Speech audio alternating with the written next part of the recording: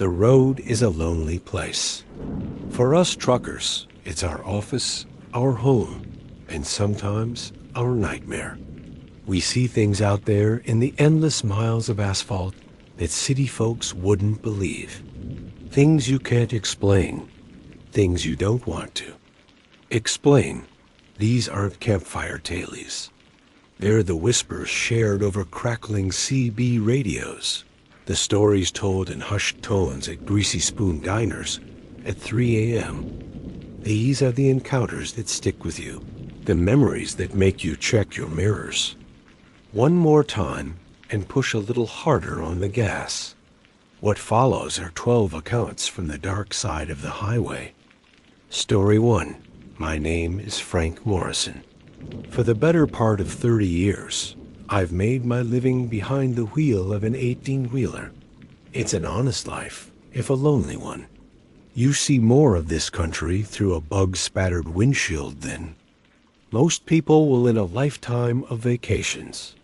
You learn the rhythms of the road, the hum of the engine, the subtle language of the other drivers. It becomes a part of you.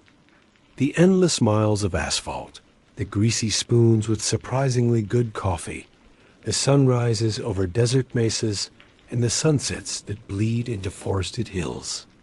I've hauled everything from fresh produce to industrial machinery, and I've driven through every kind of weather God or nature could throw at a man. I've seen blizzards in the Rockies that could bury a town, and I've felt the scorching breath of the Mojave in July. I'm not a man given to flights of fancy or easy scares. The road teaches you to be practical, to be steady. You have to be. But what happened one night in the deep woods of Oregon, ... That was different. It didn't feel like it belonged to the world. I knew my rig that night was a Peterbilt 379, my pride and joy, and I was hauling a full load of freshly cut lumber south from a mill near the Columbia River. The route took me through a winding network of state highways that snaked through the Cascade Range. It's beautiful country in the daytime, all majestic pines and sweeping valleys. But at night, it's a different beast entirely. The darkness out there is profound, a heavy, ink-black blanket that swallows the light. The towering trees crowd the roadside, their branches interlocking overhead to form a tunnel, blotting out the stars and, on this particular night, the moon. It was a true moonless dark, the kind that feels ancient and absolute. My headlights cut a lonely, trembling path through the oppressive black, illuminating nothing but the next 100 feet of worn asphalt and the endless, silent sentinels of the forest. For the first few hours, it was a routine run. Just me, the rumble of my diesel engine, and a crackling late-night talk radio show for company. Then, I noticed the headlights in my rearview mirror. This, in itself, was nothing unusual. Cars use these roads, even at this hour. But this one was different. It was a sedan, an older model, maybe a Chevy or a Ford from the late 80s. All dents and rust, from what I could tell in the intermittent glow of my taillights. The strange part was its behavior. It didn't pass.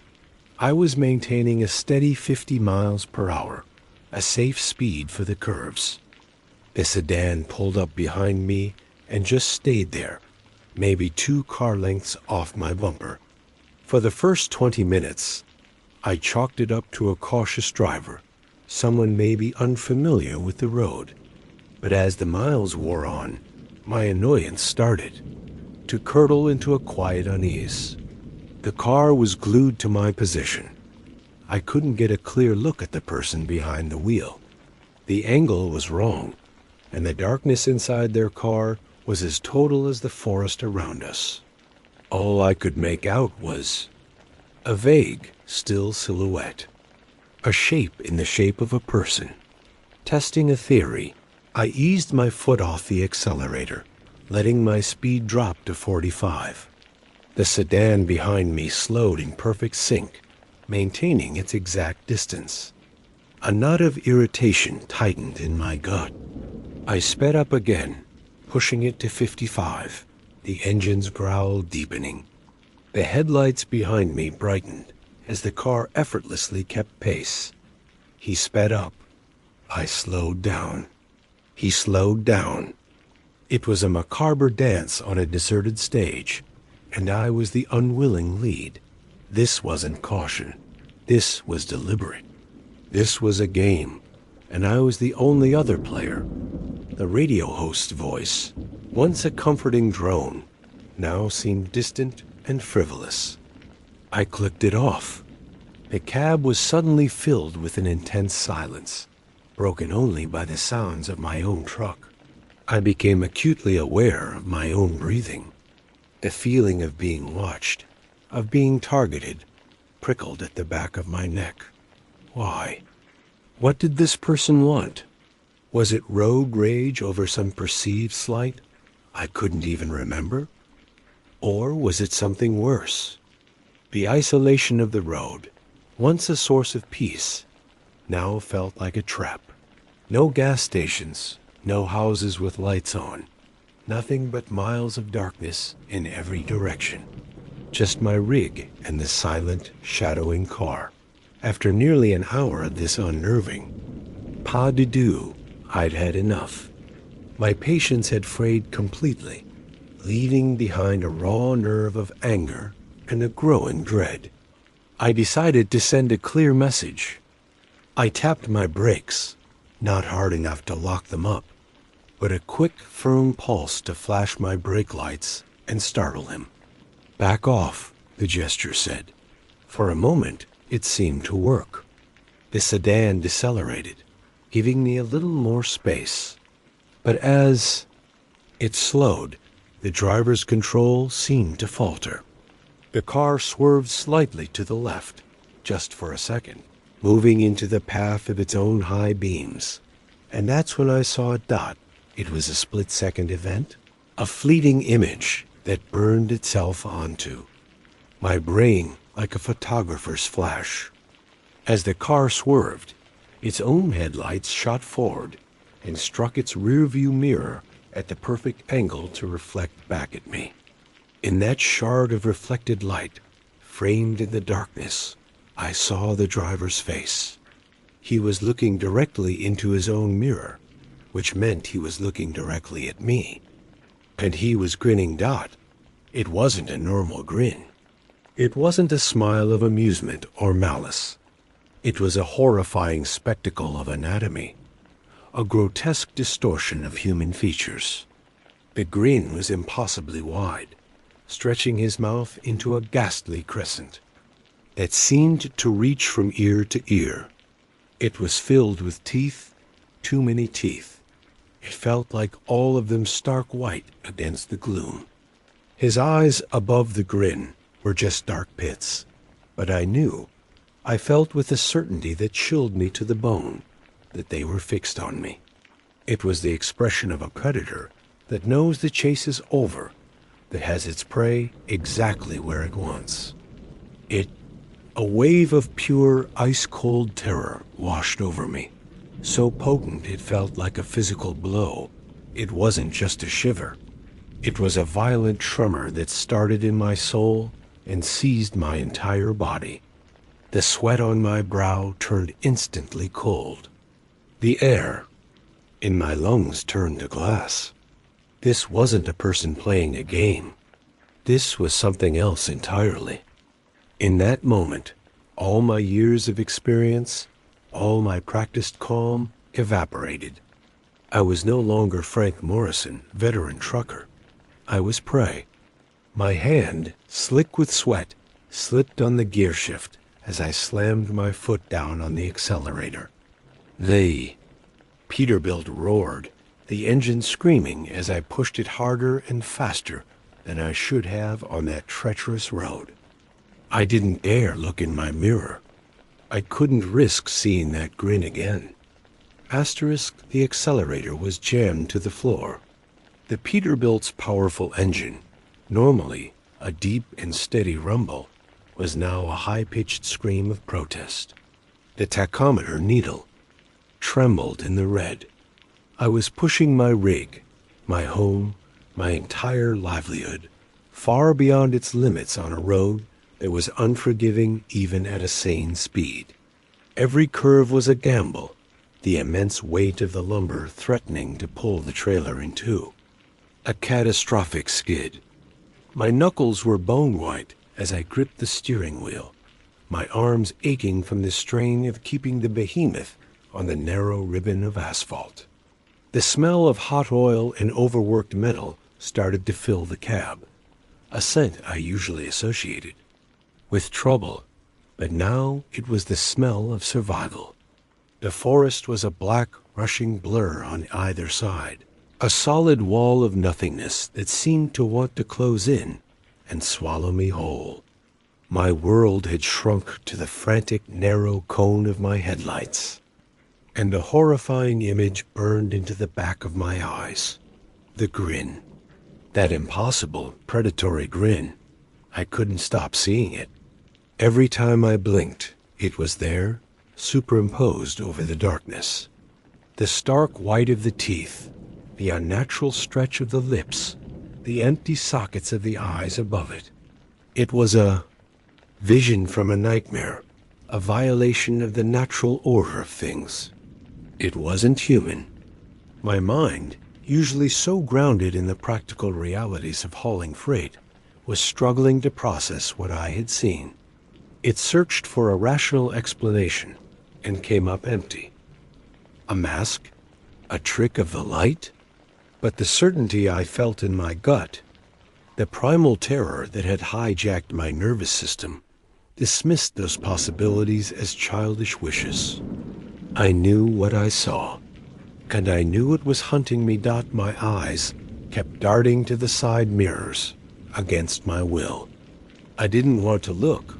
I was terrified of what I'd see, but not knowing was somehow even worse. And it was always there. The sedan. Its headlights were two piercing, malevolent orbs that never wavered, never fell behind. It clung to my bumper with supernatural tenacity. I was driving a fully loaded, 80,000-pound rig at nearly 70 miles an hour on a winding backwoods highway, and the beat-up sedan behind me was matching my every move as if it were tethered to me by an invisible chain. It shouldn't have been possible. The car should have been struggling, its engine screaming even louder than mine. But it was silent, effortless. A shark gliding through dark water. Panic began to bubble in my chest, hot and acidic. I had to get away. I had to find people, light, civilization. I remembered a crossroads about 15, maybe 20 miles ahead. There was a small, all-night diner there, a lonely outpost of light and warmth that truckers used on this route. It became my sanctuary, my finish line, 20 miles. Could I make it 20 miles with this thing on my tail? The number felt impossibly large, an eternity away. Asterisk. The road straightened for a short stretch, and the sedan made its move. It pulled out from behind me, gliding smoothly into the oncoming lane. My heart hammered against my ribs. This was it. The cab of my truck, which had always felt like a fortress of steel and glass, now felt as fragile as a birdcage. I braced for the impact, for the screech of metal on metal, as it tried to run me off the road. But it didn't. It just pulled up alongside me. Time seemed to slow down. My roaring engine, the screaming of the wind, it all faded into a dull drone. All I could hear was the frantic pounding of my own blood in my ears. I forced myself to turn my head, to look. The driver's side window of the sedan was down, and he was there, the man from the mirror. He wasn't looking at the road. He was turned completely towards me, his body angled in his seat. The impossible grin was still stretched across his face, a fixed, painted-on rictus of horror. In the dim, strobing light from my own dashboard, I could see his eyes now. They weren't empty pits. They were wide, unblinking, and they shone with a faint, reflected light, like an animal's eyes. He raised a hand, slowly, deliberately, and he waved. Not a friendly wave. It was a slow, mocking gesture. A farewell. I screamed. It wasn't a word, just a raw, guttural sound of pure terror torn from my throat. I yanked the wheel to the right, putting the truck's massive tires onto the gravel shoulder. Rocks and debris sprayed up, hammering against my undercarriage. For a second, I thought I was going to lose control, that I was going to jackknife the rig and end it all right there in a tangle of wreckage and spilled lumber. But somehow, I held it. The sedan, its point made, slid back in behind me, reclaiming its position at my bumper. The game wasn't over. He was just showing me how little control I truly had. The terror was now a living thing inside me, clawing at my sanity. Was I going crazy? Had the long hours, the loneliness of the road, finally broken something in my mind? I started talking. To myself, my voice a ragged whisper in the cab. It's not real, Frank. It's not real. Just keep driving. Get to the diner. Coffee. People. It's not real. But the headlights in the mirror were real. The memory of that wave was real. The miles crawled by. Every curve in the road was a new torment. Every rustle of the trees in the wind sounded like a whisper. I imagined the sedan pulling alongside again. Imagined that grinning face staring at me until I finally drove off a cliff. My hands were so slick with sweat, I had to keep wiping them on my jeans just to keep my grip on the wheel.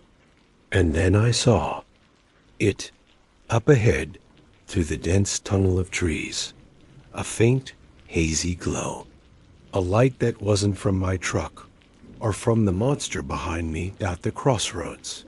The diner, a surge of adrenaline, of desperate hope, shot through me. I didn't care that I was still miles away. It was real. It was safety. I leaned forward, my foot pressing even harder on the accelerator if that were possible. I was going to make it. I was going to live. I fixed my eyes on that distant, beautiful glow, pouring all of my focus, all of my will, into reaching it. The truck groaned and shuddered, but it held together. The glow grew brighter, resolving itself into the distinct shape of a building, the warm, inviting light of its windows, the glorious neon sign that read, "Eat." I was less than a mile away. My pursuer had to know the chase was lost. I risked one last, fleeting glance in my rearview mirror, expecting to see the sedan fall back, to turn around and disappear back into the suffocating darkness from which it came. But there was nothing. The headlights were gone. The road behind me was utterly black, utterly empty. There was no sign of another vehicle. There was no side road it could have taken, no place for it to have pulled over. One moment it was there, a relentless, terrifying presence. The next, it had simply vanished as if it had never been there at all. The sudden, absolute emptiness behind me was, in its own way, as shocking and terrifying as the grin itself. I didn't slow down, not really. The instinct for self-preservation was still, screaming louder than reason. I swung the Peterbilt off the highway and into the gravel parking lot of the diner with a reckless, abandon that sent rocks pinging against the undercarriage. The truck groaned and fishtailed slightly before I stomped on the brakes, bringing the massive rig to a shuddering, squealing halt just feet from the front windows. For a moment, I just sat there, my chest heaving, my whole body trembling violently as the adrenaline began its slow, painful retreat. The silence in the cab was deafening. After the engine's roar, the only sound was the frantic thumping of my own heart and the ticking of the cooling engine. The diner's light felt like a holy beacon. It poured out of the large plate glass windows, illuminating my truck and pushing back the oppressive darkness. That had been my world for the last hour. The neon EAT sign hummed and flickered, a symbol of mundane normalcy that felt more beautiful to me in that moment than any sunset I had ever witnessed. But the terror didn't just vanish. The sudden absence of the chase was disorienting. My eyes kept flicking to the rearview mirrors, half expecting, half dreading to see those headlights reappear at the edge of the parking lot. But there was nothing. Just the empty, black road and the silent, watching trees. My hand shook so badly, it took 3 tries to kill the engine. When I finally twisted the key, the sudden quiet was jarring. I practically fell out of the cab, my legs unsteady, my feet hitting the gravel with a thud. The night air was cold, but I was drenched in a feverish sweat. I didn't even bother to lock the door. I just stumbled towards the entrance of the diner, drawn to the light like a moth. Pushing the glass door open, a small bell chimed, announcing my arrival. The inside of the diner was a different universe. It was warm, smelled of stale coffee, and frying bacon, and was bathed in the unwavering hum of fluorescent lights. An old country song was playing softly from a jukebox in the corner. There were only a few people inside. A couple of old-timers hunched over coffee at the counter, and a tired-looking waitress with a beehive hairdo who was wiping down a booth. They all turned to look at me as I stumbled in. I must have been a sight. Wild-eyed, pale, clothes rumpled and damp with sweat. "Honey, you look like you've seen a ghost," the waitress said, her voice raspy from years of cigarettes. I couldn't answer. I just staggered to the nearest empty stool at the counter, my body feeling like it weighed 1,000 pounds. My hands were still shaking as I laid them on the cool Formica countertop. "Coffee," I managed to croak. My voice sounded foreign, like it belonged to someone else. She eyed me with a mixture of pity and suspicion, but poured thick, black liquid into a ceramic mug and slid it in front of me.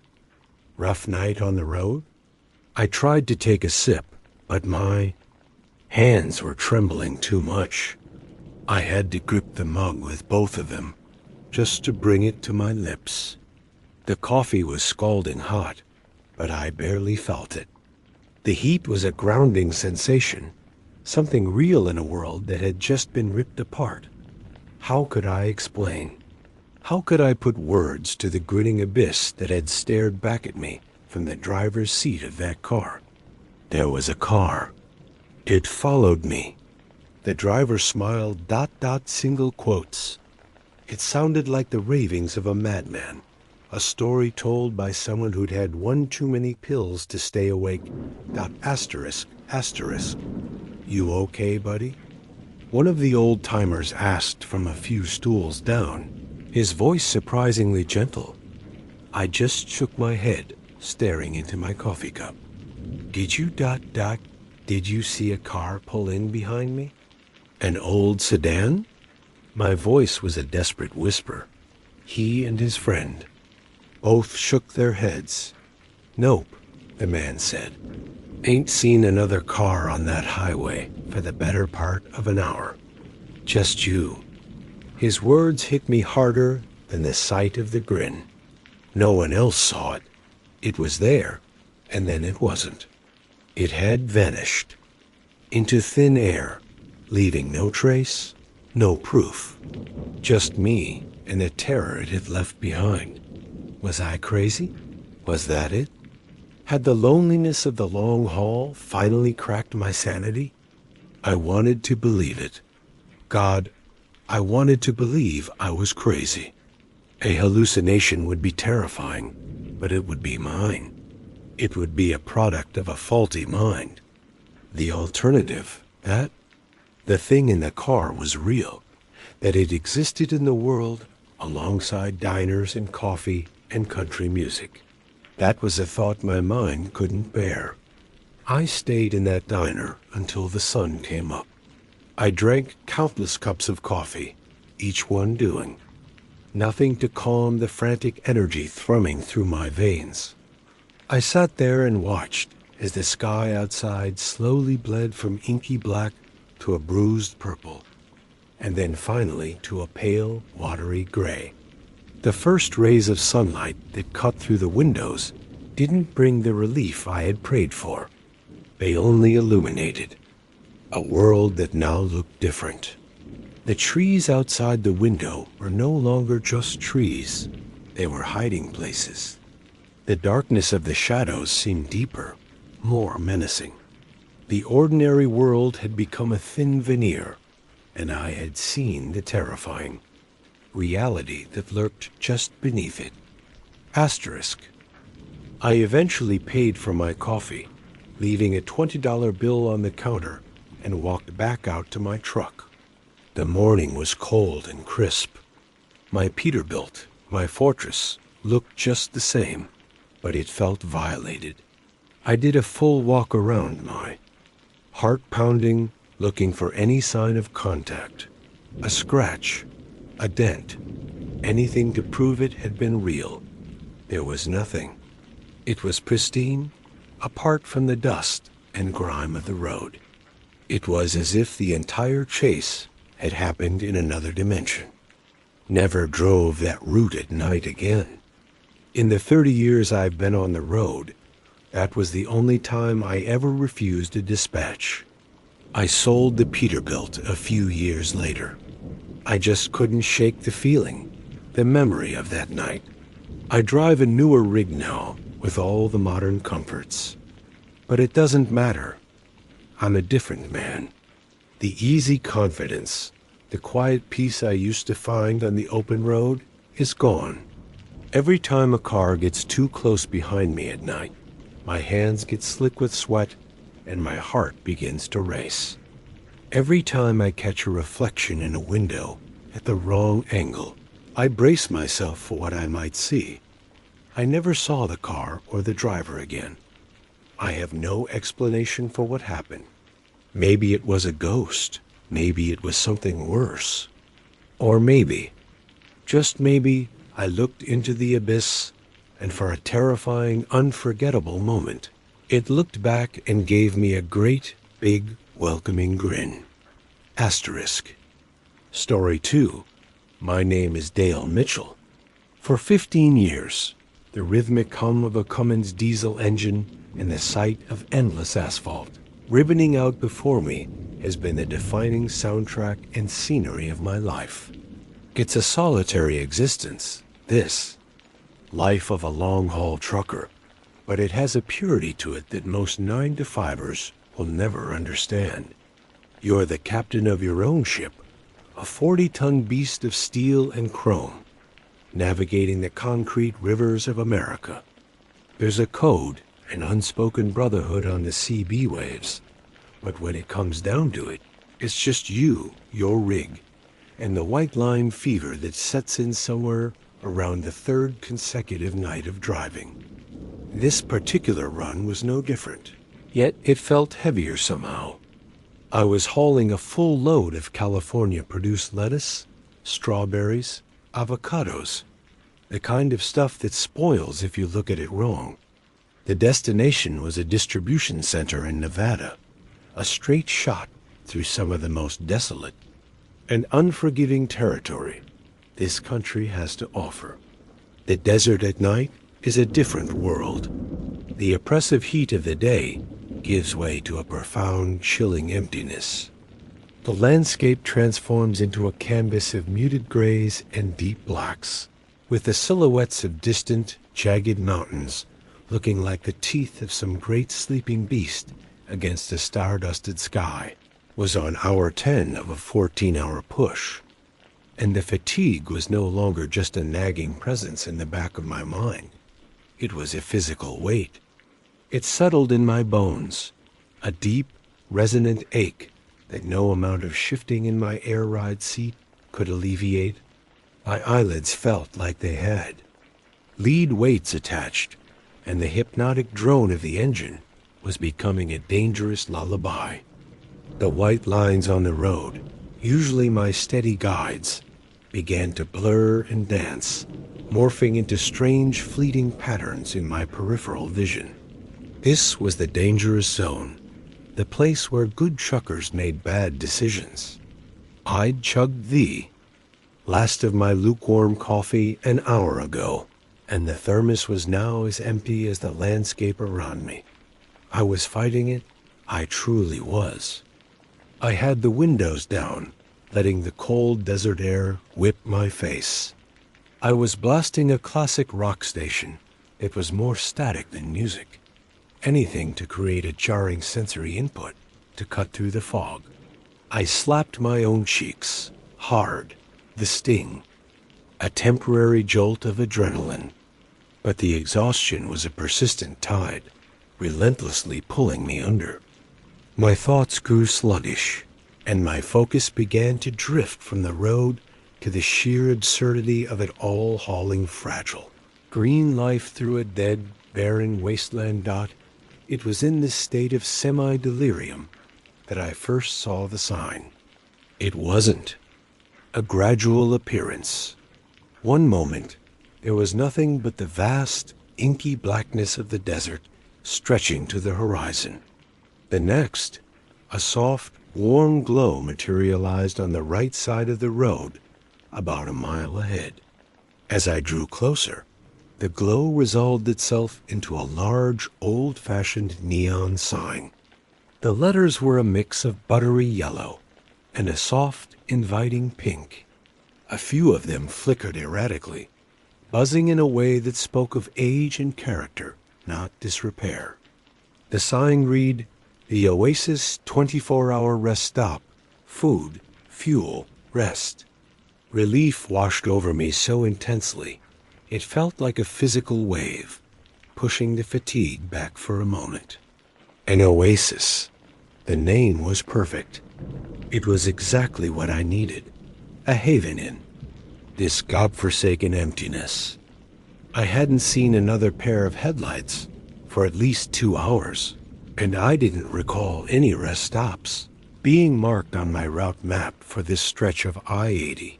It must be an old independent place, I reasoned, one of the holdouts from a bygone era, before the corporate chains planted their identical, sterile logos on every major exit. The closer I got, the more inviting it looked. The sign stood at the entrance to a large gravel parking lot, which was surprisingly full of rigs. Not the sleek, aerodynamic models that dominate the highways today, but classic, long-nosed Peterbilts and Kenworths, the kind you see in old movies. Their chrome grills and fuel tanks gleamed softly under the warm light spilling from the main building. It was a proper diner, a long, low structure with large plate glass windows. Through the glass, I could see the silhouettes of people, moving around inside truckers sitting at booths, a figure behind the counter, a waitress moving between tables. It felt alive, a pocket of warmth and humanity in the cold, indifferent desert. I slowed my rig, the hiss of the air brakes cutting through the night, and signaled my turn. The crunch of the gravel under my 18 wheels was a deeply satisfying sound. I found a spot at the far end of the lot, nestled between a deep red 78 Kenworth and an old cab-over freightliner that looked like it had seen a million miles. As I killed my engine, the silence that enveloped the cab was startling. But it wasn't a dead silence. From outside, I could hear the faint, ambient sounds of life, the low rumble of idling engines from the other trucks, the distant clatter of plates from the diner, a murmur of voices too indistinct to make out. It was reassuring, swinging down. From the cab, my boots hit the ground with a thud. My legs were stiff, and I stretched, my joints popping in protest. The air here felt different, still and heavy, but not unpleasant. It carried the scent of diesel, dust, and something else. The rich, comforting aroma of frying bacon and brewing coffee. My stomach rumbled. A hot meal was a luxury I hadn't even dared to hope for. The entrance to the diner was a single glass door with a tarnished brass handle. A small melodic bell chimed as I pushed it open, announcing my arrival. The warmth inside was immediate and enveloping, a stark contrast to the biting cold outside. The place was exactly as it had appeared from the road. The floor was black and white checkered linoleum, worn smooth in paths between the red vinyl booths. The air hung thick with the smells I detected outside, a comforting fog of home-cooked food. The low murmur of conversation was the background. Music, punctuated by the clink of silverware. I took a moment to just stand there and soak it in. A few truckers, burly men in flannel shirts and worn jeans, glanced up at me from their booths and gave me that slow, knowing nod that is the universal greeting of our kind. Behind the long formica counter, a woman with a towering beehive hairdo that seemed to defy gravity was wiping down the surface with a damp cloth. She looked up, and a faint, placid smile touched her lips as she gestured towards an empty stool at the counter. "Just coffee, ma'am," I said, my voice hoarse from disuse. "And a restroom key, if you have one." She didn't speak, merely nodded again, her smile never wavering. She turned and poured coffee from a glass pot into a thick, white ceramic mug. The coffee was black as night and steaming hot. She slid it in front of me, her movements graceful and silent. Then she reached under the counter and produced a key attached to a small, worn block of wood. I placed a $5 bill on the counter. The restroom was down a short hallway. It was old, but impeccably clean. The porcelain of the sink and toilet was crazed with fine lines like a spider web, and the mirror above the sink was warped and wavy, the silvering beginning to peel around the edges. I splashed cold water on my face, the shock of it clearing some of the cobwebs from my brain. As I looked up, my reflection in the distorted mirror seemed to momentarily lag behind my movement, my face looking gaunt and strange. I shook my head, dismissing it as a trick of the old glass and my own exhaustion. When I returned to the counter, my coffee was waiting. I sat on the stool and took a long swallow. It was strong and bitter, with a slightly burnt taste, but it was hot and wet, and that was all that mattered. I drank it down in a few quick gulps, the heat spreading through my chest. The woman took my empty mug and the key without a word, her placid smile unchanged. She took my $5 bill and gave me my change from an ancient, ornate cash register. The coins felt heavy and strange in my palm. I walked back out into the cool night, feeling more human. The coffee had done its job, chasing away the immediate drowsiness and replacing it with a jittery, artificial alertness. The gravel crunched under my boots as I made my way back to my rig. The other trucks sat silent and dark, statues in the pale moonlight. I climbed back into my cab, the familiar scent of vinyl and stale air a comfort. I started the engine, its powerful roar shattering the stillness, and with one last glance at the warm, inviting lights of the oasis in my rearview mirror, I pulled back onto the empty highway, ready to conquer the last few miles to Nevada. The caffeine hit my system like a miniature bolt of lightning. The heavy, leaden curtain of fatigue was lifted, replaced by a jittery, almost manic energy. The white lines on the asphalt snapped back into sharp focus, two parallel spears guiding me through the heart of the desert night. The growl of my engine felt powerful and reassuring again, not like a monotonous lullaby. For the first time in hours, I felt like I was in complete control. I was Dale Mitchell, king of the road, and I had conquered the siren call of sleep. Drove on, leaving the warm glow of the oasis shrinking in my mirrors until it was just another star in the vast, black expanse behind me. An hour passed, maybe more. Time gets slippery out here.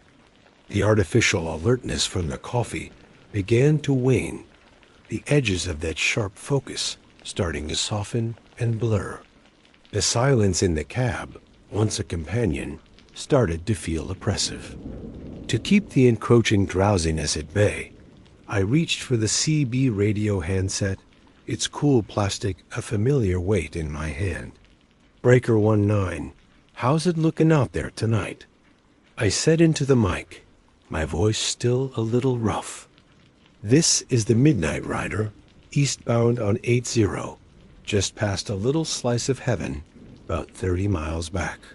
Anyone got a copy?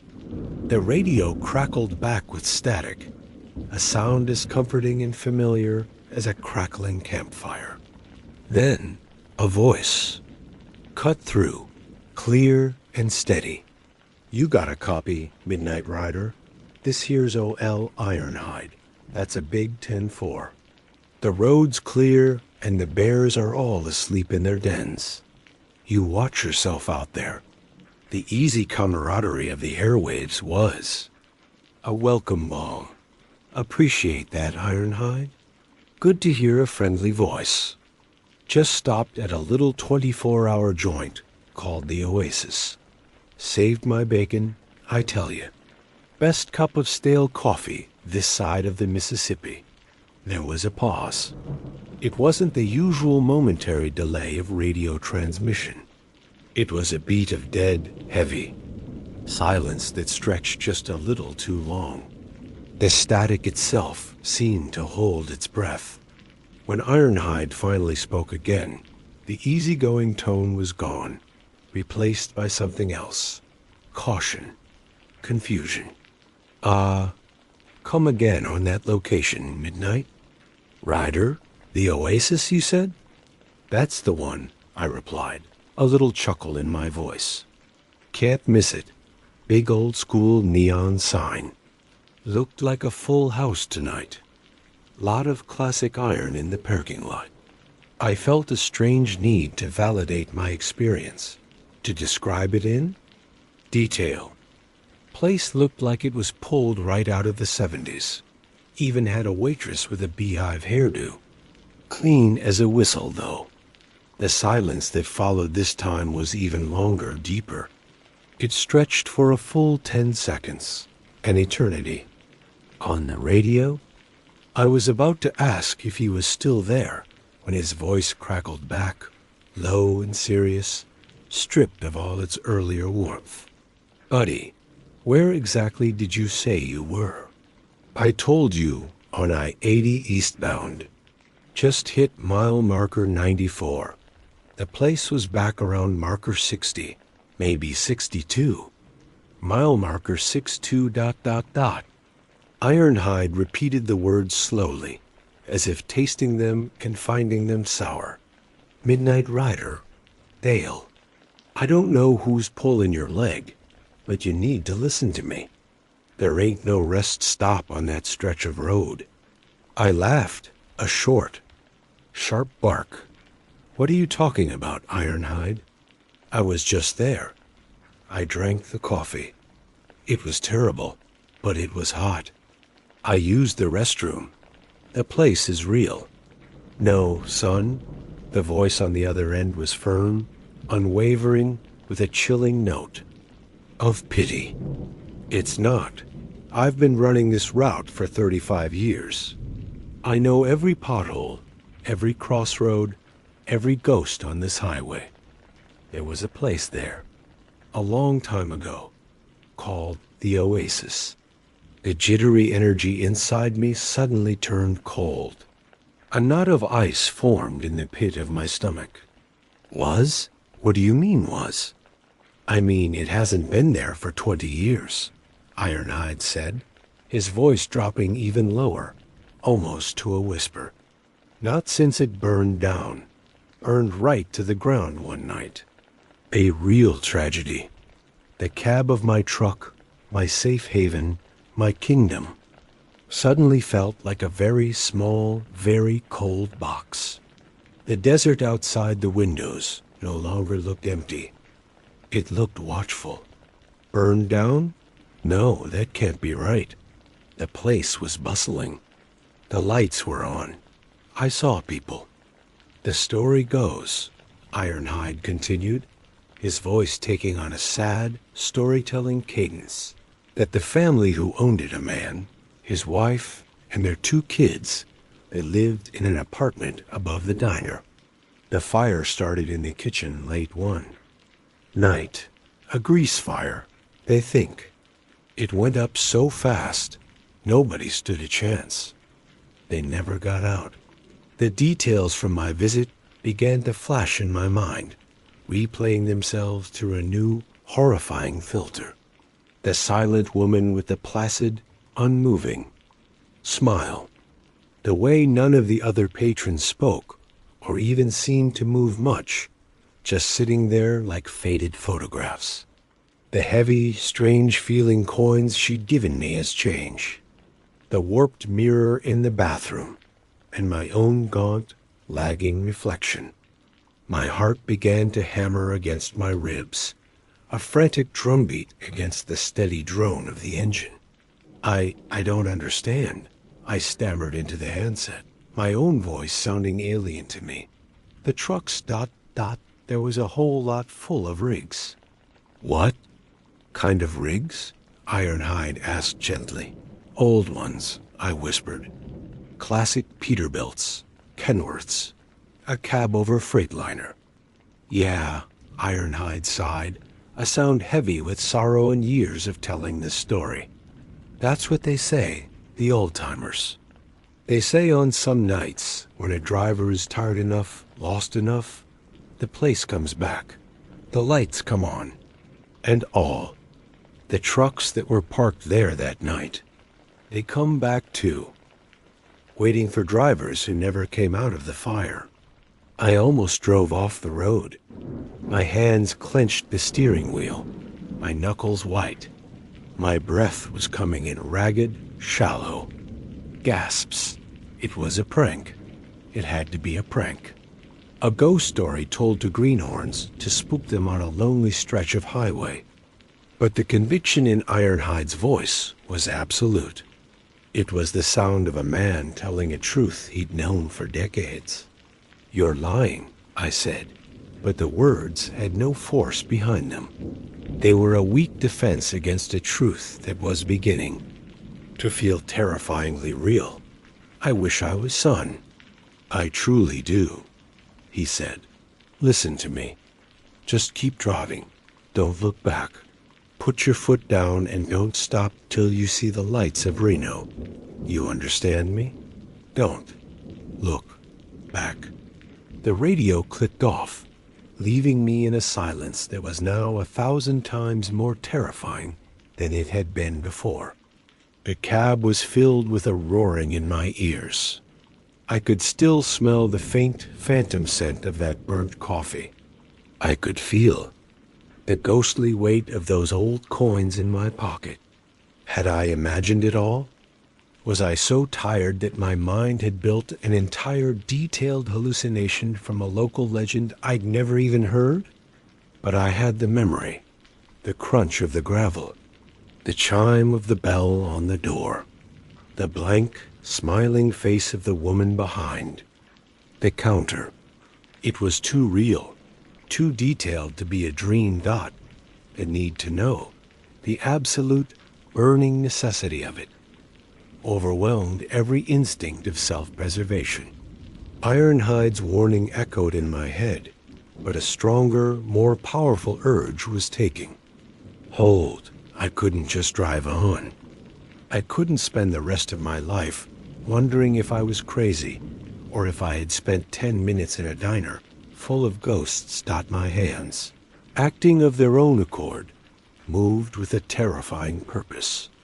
I saw the next crossover, a dirt track connecting the eastbound and westbound lanes, glowing faintly in my headlights.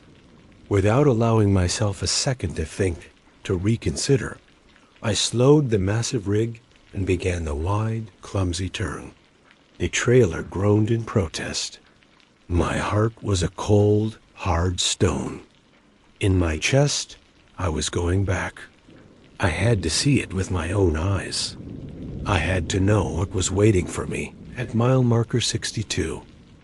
The 30-mile drive back west was the longest journey of my life. Every mile marker I passed, counting down from 94, was a drumbeat of impending dread. The cab of my truck, once a sanctuary of solitude, now felt like a cage, trapping me with my own racing thoughts and the deafening roar of my own heartbeat. Ironhide's voice echoed in my mind, his warning, "Don't look," repeating itself like a broken record. But I was a moth drawn to a flame, a man possessed by a need that defied all logic and reason. I had to know. The uncertainty was a poison, and the only antidote, I believed, was the truth, no matter how terrifying. The desert seemed to have changed. It was no longer just empty. It was menacing. The shadows cast by the moon seemed to stretch and writhe like grasping fingers. Every rustle of the wind against my rig sounded like a whisper. I found myself glancing at my mirrors, half expecting to see a pair of ghostly headlights trailing me, or the warm, inviting glow of the oasis reappearing behind me, beckoning me back to a place that shouldn't exist. My hands were slick with sweat on the steering wheel, and a cold tremor ran through my body that had nothing to do with the desert night's chill dot. My mind was a battlefield. One part of me, the rational part, was desperately trying to construct logical explanations. It was a hallucination, a waking dream brought on by extreme fatigue. The brain is a powerful and mysterious thing, capable of creating vivid falsehoods. Maybe I'd heard the legend of the Oasis fire years ago, filed it away in my subconscious, and my exhausted mind had simply built a reality around that forgotten story. Ironhide was just playing along, a veteran trucker having a little fun with the new guy on a lonely night. But the other part of me, the primal, instinctual part, knew what I had seen. The memory was too visceral, too detailed. The feel of the heavy ceramic mug, the taste of the burnt coffee, the unwavering, placid smile of the woman. It was a memory etched not just in my mind, but in my senses. As I approached mile marker 64, then 63, my breathing became shallow. Eyes were strained, scanning the darkness ahead for any sign of that soft, yellow and pink neon glow. I was praying I would see it again. Seeing it would mean Ironhide was wrong, that it was a real place, a quirky, hidden gem, and I wasn't losing my mind. Seeing nothing was the far more terrifying alternative, and I saw nothing. I passed mile marker 62, the very spot where I was certain the entrance had been. There was no neon sign. There was no warm light spilling onto the highway. There was no gravel parking lot full of classic rigs. There was only the endless, unforgiving blackness of the desert, stretching out into the void under a canopy of cold, indifferent stars. I pulled my rig onto the shoulder of the highway, the air brakes hissing like a dying breath. I killed the engine, and the sudden, profound silence was a physical blow. The roaring in my ears was the only sound in the world. I sat there for a long time, staring out the windshield at the place where the oasis should have been, trying to reconcile the vivid memory in my head with the desolate emptiness before my eyes. They were two irreconcilable realities, and the chasm between them was threatening to swallow my sanity. Finally, with a resolve I didn't know I possessed, I grabbed my heavy-duty flashlight from the door pocket, its metal body cold and solid in my trembling hand. I had to be sure. I had to stand on the ground where it had been. Swinging myself down from the cab, my boots hit the soft sand of the desert shoulder.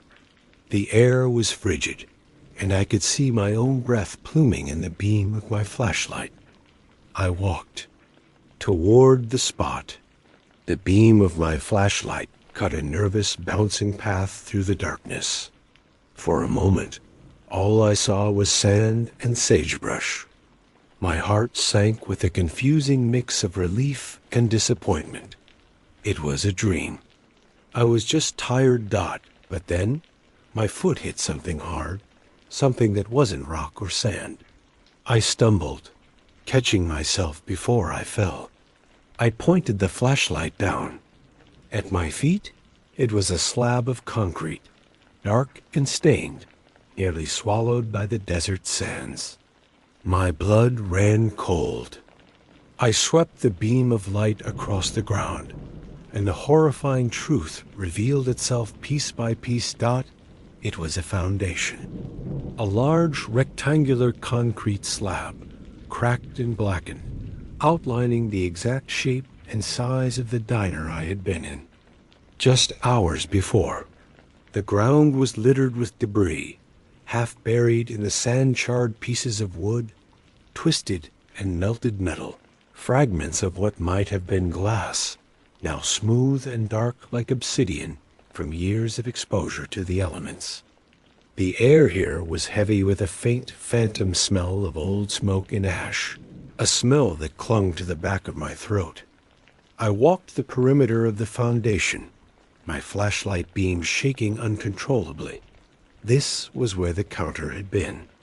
This was where the booths had lined the wall. This was the short hallway to the restroom. It was all there, a ghostly blueprint of the place I had visited. I was standing in the skeletal remains of a memory. Dot. My light fell upon something half hidden beneath a skeletal sagebrush. I knelt, my knees cracking in protest, and reached out a hesitant hand. It was a sign, or what was left of it. A large piece of metal, scorched and rusted through in places. Most of it was illegible, but as I ran the beam of light over its surface, I could just make out a few faint, ghostly letters, warped by heat, but still visible. O-A-S-I, a strangled cry, escaped my lips. It was real, all of it. I wasn't crazy. I had pulled my rig into a parking lot that wasn't there, walked into a building that had burned down 2 decades ago, and bought coffee from a ghost. My panic was a wild animal clawing its way up my throat. I scrambled backward, away from the foundation, my feet tangling in the brush. One had to get out of there. I turned to run back to my truck, but as I did, my flashlight beam swept across the area where the parking lot had been, and my heart stopped The ground wasn't empty. Dotted across the landscape, almost completely reclaimed by the desert, were the unmistakable shapes. Rusted, skeletal remains of old trucks, their tires long since rotted away, their bodies sinking into the sand. A long-nosed chassis that could have been a Peterbilt. The phantom shape of a cab-over. They were metal ghosts, tombs of steel half buried in the sand, exactly where I had seen them parked, gleaming and alive under the phantom. Lights, that's when I heard it. A sound so faint, I thought I was imagining it. A soft, melodic chime. The sound of a small bell on a diner door. I fled. I didn't even try to be rational. I ran with a terror I had never known. A pure, instinctual flight. I scrambled back into the cab of my truck, fumbling with the keys, my hands shaking so violently it took 3 tries to get the key into the ignition. The engine roared to life, a beautiful, powerful, modern sound that was the antithesis of the silent ruin behind me. I threw the truck into gear and peeled out onto the highway, not caring about rules or safety, just the desperate, all-consuming need to put miles between me and that cursed patch of ground out. I drove through the rest of the night without stopping, my foot pressed to the floor, my eyes locked on the road ahead. I didn't turn on the CB. I didn't want to hear another voice. When the sun finally rose, casting long shadows across the desert and painting the sky in hues of orange and pink, it offered no comfort. I knew that some darkness doesn't disappear. With the daylight, I never told anyone the full story. Who would believe me? They'd say I was overtired, that I'd spooked myself. But I know what I saw. I have the proof. Back at my home, locked away in a small box, are 3 coins. They are not modern currency. They are heavy silver coins, dated 1974.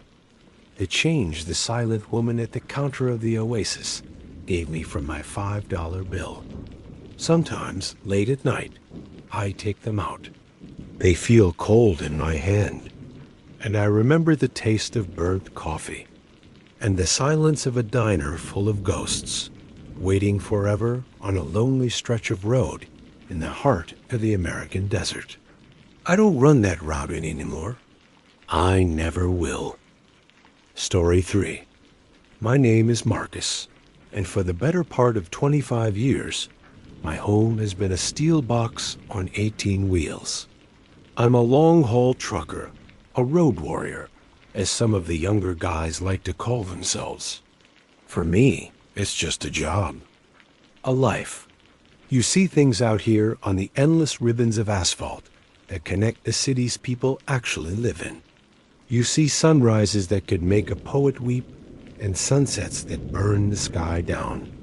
You also see the strange, the unsettling, and the things you can't ever unsee, tucked away in the dark corners of the country where civilization is just a distant glow on the horizon. My rig is a Peterbilt 389. She's not new, but she's reliable.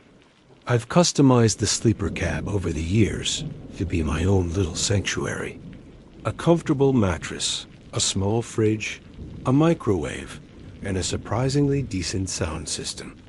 A faded photograph of my late wife, Sarah, is tucked into the frame of the sun visor, her smile a constant, silent companion on the lonely stretches. The truck is more than a vehicle. It's my armor, my shell. The hum of the engine and the drone of the reefer unit on the trailer are the lullabies I've grown accustomed to. They mean I'm working, I'm safe, I'm alive. This particular run had me hauling a load of frozen produce up through the winding guts of West Virginia. The Appalachian Mountains are beautiful in the daylight, ancient and majestic, but at night they transform. The forests become impenetrable walls of black, swallowing sound and light. The roads twist like serpents, and the pull-offs are few and far between. I'd been pushing it, trying to make up for lost time at the depot, and my logbook was telling me it was time to shut down for the night. I found a remote pull-off, a simple paved shoulder carved out of the mountainside. No lights, no other trucks, no signs of life for miles. It was perfect, just the way I liked it. Less people means less trouble. I backed the trailer in, the air brakes hissing as I settled the rig for the night. I went through my ritual, a quick walk around the truck to check the tires and the locks. On the trailer, a call to dispatch to log my position, and a microwave dinner that tasted like cardboard and regret. The silence out here was different. It wasn't just quiet. It was a deep, profound emptiness.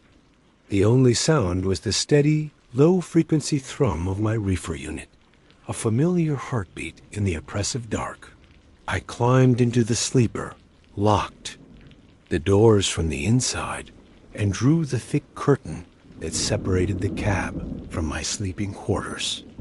Safety, security, or so I thought. I must have fallen asleep quickly. The road has a way of beating the energy out of you. My dreams were the usual mishmash of highways and memories of Sarah. Then, something cut through the fog of sleep, and the drone of the reefer. Knock, knock. I was awake instantly, my body rigid. The sound was not a dream. It was slow, heavy, and deliberate. And it was right on my driver's side door, just inches from where my head had been moments before. My heart didn't just beat. It kicked, a violent, panicked thudding against my ribs like a trapped bird. Every nerve ending was on fire. Adrenaline, cold and sharp, flooded my system. There's an unwritten rule out here, a commandment passed down from one generation of truckers to the next. You don't ever, under any circumstances, open your door for a knock at night in the middle of nowhere. You don't answer. You don't speak. You don't even breathe too loud. People who break that rule often don't get a chance to talk about why it was a bad idea. My hand slid under my bunk, my fingers closing around the cold, heavy steel of a tire iron. It was my only real weapon, a 24-inch piece of American-made justice. I held my breath, listening, trying to make my ears pierce the thick silence. Who could be out there? A stranded motorist? No, they'd be frantic, yelling for help. The police? They'd use their PA system and light you up like a Christmas tree. This was different. This was calm, predatory. The knocking stopped. The silence that rushed back in was somehow heavier, more menacing than before. I counted the seconds, each one stretching into an eternity. 1, 2, 3. My knuckles were white on the tire iron. I imagined someone standing out there in the dark, just waiting, listening to see if I would react. The image made the hair on my arm stand on end dot, and it came again. Knock. Knock dot this time. It was on the passenger door. A fresh wave of ice-cold fear washed over me. This wasn't random. This wasn't someone seeking help. They had moved. They had circled the front of my cab, deliberately and quietly, to the other side. My mind struggled to process it. The methodical nature of it was what truly terrified me.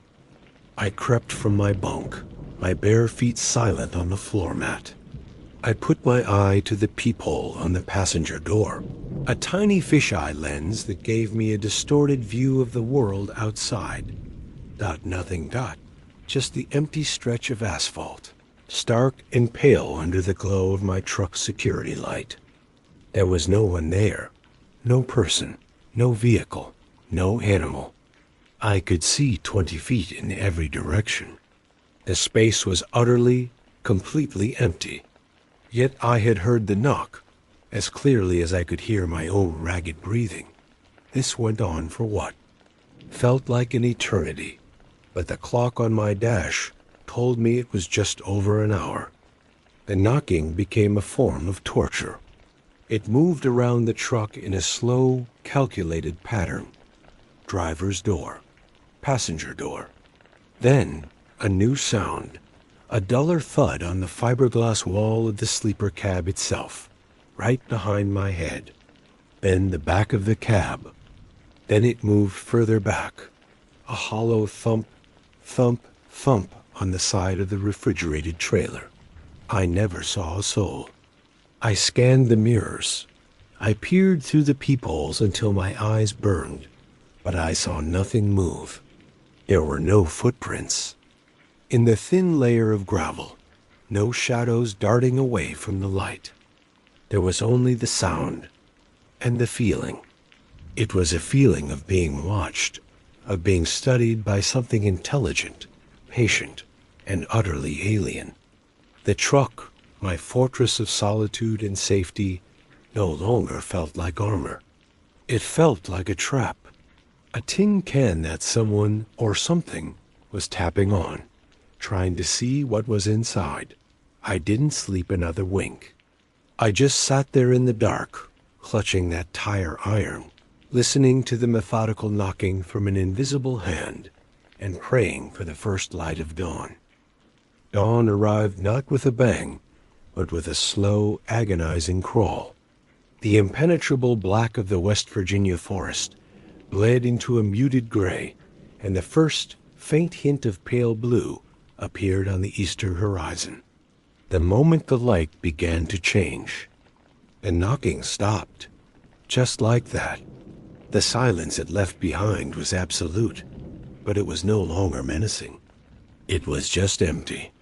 I remained frozen in my seat for what felt like hours, clutching the tire iron, my muscles screaming in protest from the tension.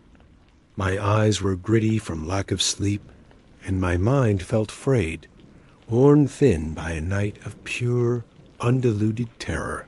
The sun was a weak, watery disk by the time I mustered the courage to move. I knew I had to. I couldn't just sit there forever.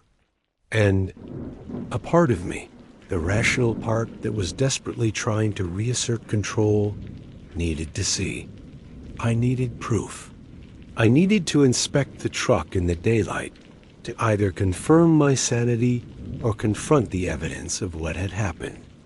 My hand trembled as I unlocked the door. The click of the mechanism was deafening in the morning quiet. Pushing the heavy door open, I was half expecting something to be waiting for me, but there was nothing. Just the crisp, cool mountain air, and the scent of damp earth and pine. I slid out of the cab, the tire iron still held tight in my hand. My legs felt unsteady, like they belonged to someone else. I started my inspection at the driver's side door, right where the first knock had. Landed. I ran my hand over the cool metal, my eyes scanning for any mark, any scratch or dent. Nothing. It was pristine. I did the same on the passenger side, my heart pounding with a mixture of fear and a strange sort of disappointment. If there were no marks, did that mean I had imagined it all? Was I finally losing my mind after all these years on the road? I moved along the side of the cab, my eyes tracing every inch of the paintwork and chrome. I rounded the front, my boots crunching softly on the gravel. Everything looked normal. The Peterbilt emblem gleamed in the new morning light. The grille was untouched. I continued my circle, moving past the sleeper cab. Again, nothing. No sign of tampering. No indication that anyone had laid a hand on it. Relief warred with confusion. Then I got to the trailer docked my reefer unit was still humming its steady tune. I walked alongside the massive 53-foot white box, my gaze low at first, checking the tires and the undercarriage. Everything seemed fine. It was only when I reached the very back and looked up at the roll-up door that I saw it. High up, near the top right corner of the trailer, were handprints, but they weren't normal handprints. They were large, unnaturally so, with fingers that seemed too long, too thin, and they were a greasy, pitch-black color, as if someone had dipped their hands in roofing tar before slapping them against the trailer. My blood ran cold. The top of that trailer is over 13 feet off the ground. No normal person could have reached that high, not without a ladder. And there was no ladder out here. I scanned the entire pull-off, the surrounding woods. There was nothing. Panic began to bubble up in my chest again, hot and acidic. I backed away from the trailer, my eyes locked on those impossible handprints. Who could have made them? What could have made them? The methodical knocking, the invisible tormentor, the sheer physical impossibility of those prints. It all coalesced into a single terrifying realization. This wasn't a person. I was dealing with something else entirely. That was it. I was done. Logbook be damned. The company could fire me for all I cared. I scrambled back into the cab, my hands shaking so badly I could barely fit the key into the ignition. The engine roared to life with a reassuring growl, a sound I had never been so happy to hear. I didn't bother with a pre-trip inspection or checking my mirrors twice. I threw the truck into gear, wrenched the wheel, and pulled out of that cursed spot with a squeal of tires that echoed against the mountainside dot as I accelerated onto the highway. I couldn't stop myself from looking in the passenger side mirror. For a split second, in the dark shadows of the trees at the edge of the pull-off, I thought I saw it. A tall, impossibly thin figure, dark against the foliage, standing perfectly still, watching me leave. I blinked, and it was gone. A trick of the light, I told myself. A shadow. My sleep-deprived brain playing tricks on me. But I didn't believe it. Not for a second. The next 100 miles were a blur of adrenaline-fueled paranoia. Every shadow on the road seemed to writhe and shift. Every tree branch looked like a grasping arm. I felt exposed, vulnerable. The cab of my truck, once my fortress, now felt like a glass cage, and I was the specimen on display. I needed to be around people. I needed noise, lights, concrete, anything to chase away the memory of that oppressive, silent darkness. I pushed the truck hard, heading for the biggest, brightest oasis I could think of. The TA truck stop in Charleston. It was still ours. Away, but it was a destination. A sanctuary. As I drove, the image of those black, greasy handprints was burned onto the inside of my eyelids. A chilling reminder that I had been touched by something that shouldn't exist, out there in the lonely heart of the mountains. Pulling into the TA truck stop in Charleston was like surfacing from a deep, dark ocean. The world exploded in a symphony of light and sound that was music to my shattered nerves. The hiss of air brakes, the rumble of dozens of diesel engines, the cheerful, artificial glare of fluorescent lights spilling out from the convenience store. It was the most beautiful thing I had ever seen. The oppressive, suffocating silence of the mountains was replaced by the familiar chaos of a major artery of American commerce. For the first time in hours, I felt like I could take a full breath. I found a parking spot in a row packed tightly, with other rigs, creating a metal canyon that felt safe and fortified. I was no longer alone in the dark. I stumbled out of my cab, the tire iron left behind, forgotten. I needed to be around people. I walked into the travel center, the automatic doors sliding open with a welcoming swoosh. The inside was a haven of normalcy. The smell of frying bacon, stale coffee, and diesel fuel filled the air. Truckers of all shapes and sizes milled about, some grizzled and old like me, others young and full of road-hardened swagger. I bought the largest coffee they had and found a booth in the diner section, sinking into the cracked vinyl seat. I just sat there, letting the noise wash over me, the warmth of the mug seeping into my cold hands. I watched the waitresses bustling, back and forth, listened to the casual laughter and conversations around me. This was real. The pull-off in the mountains felt like a fever dream, a nightmare that was slowly fading in the harsh light of reality. But it wasn't gone. Not really. Every time I closed my eyes, I saw them.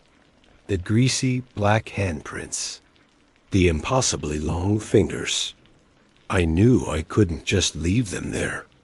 It felt like carrying a stain on my soul. After a second cup of coffee, I gathered my nerve and went back out to my truck.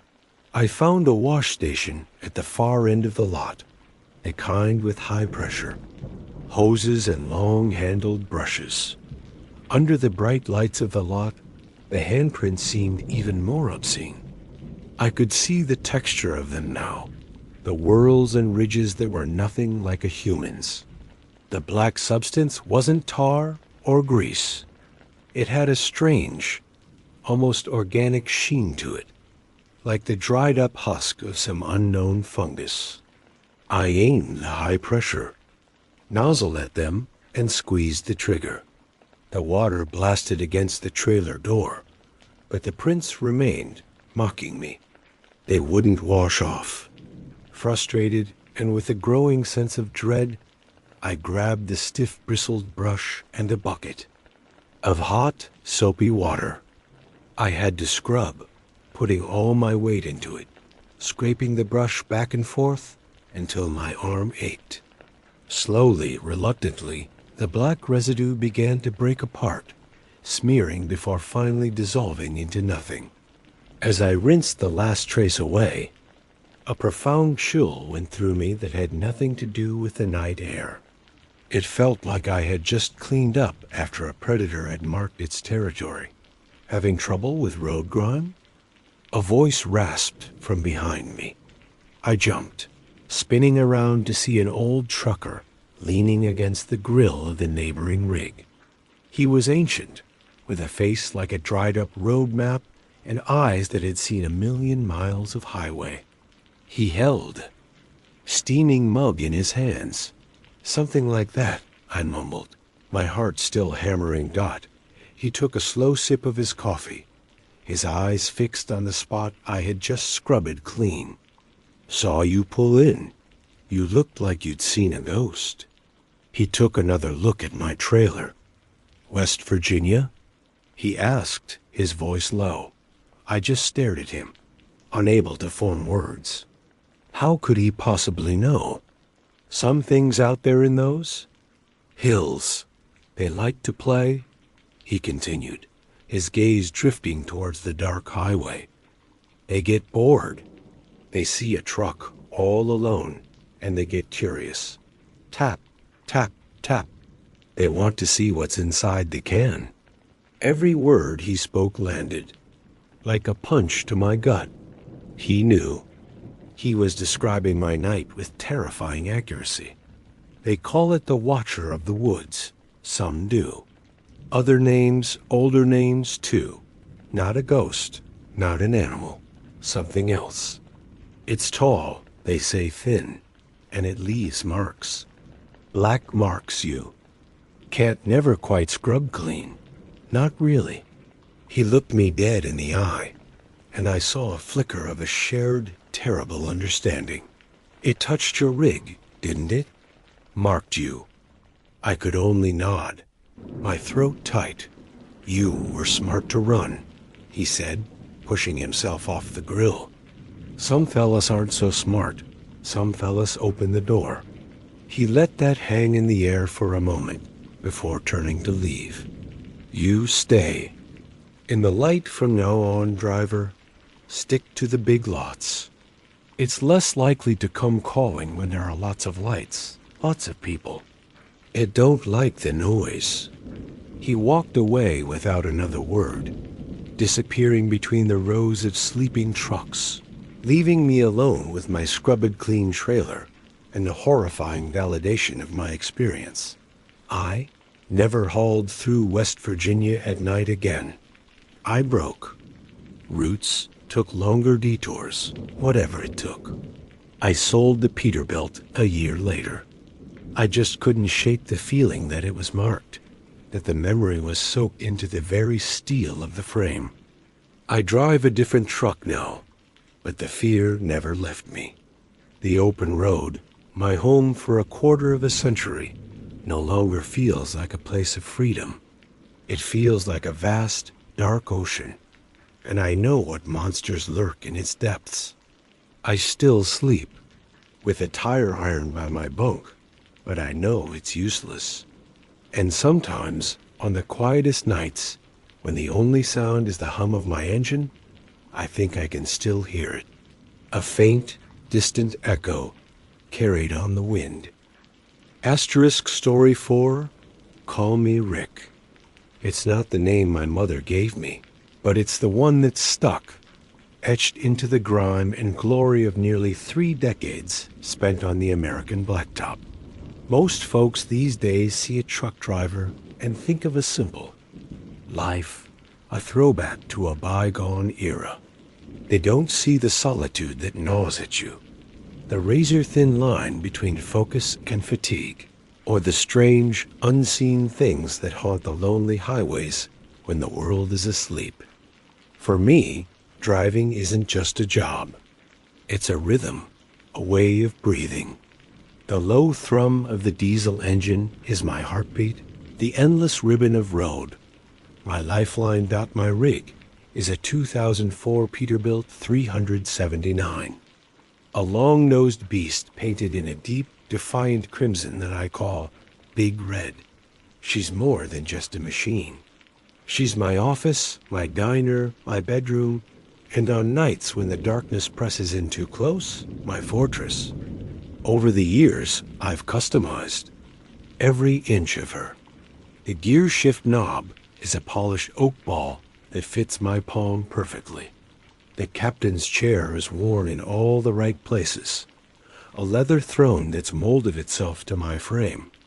Pinned to the sun visor is a faded photo of my daughter, Sarah, from her 5th birthday, a small, smiling reminder of a world that exists beyond the windshield. Big Red and I, we've seen it all. We've hauled everything from California oranges to Maine lobsters, battled blizzards in the Rockies, and raced the dawn across the plains of Kansas. We're a team, a single entity navigating the vast, circulatory system of the nation.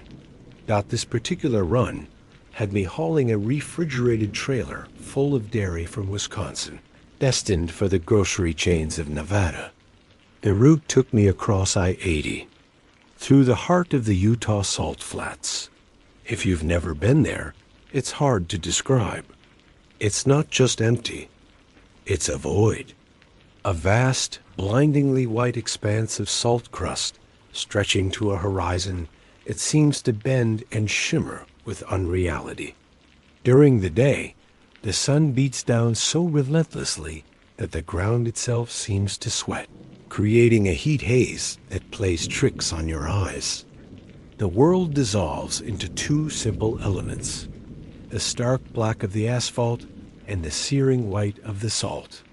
It feels like driving across the surface of a dead moon. There are no trees, no birds, no signs of life. Just you, your engine, and the endless, silent expanse. The solitude out there is a different breed. It's profound. It seeps into the cab and fills the empty passenger seat. After hours of it, the silence starts to have a weight, a presence of its own. To keep it at bay, I rely on the CB radio. It's an old habit, a lifeline to the scattered, nomadic tribe of truckers. The chatter is a comfort, a proof of life in the desolation.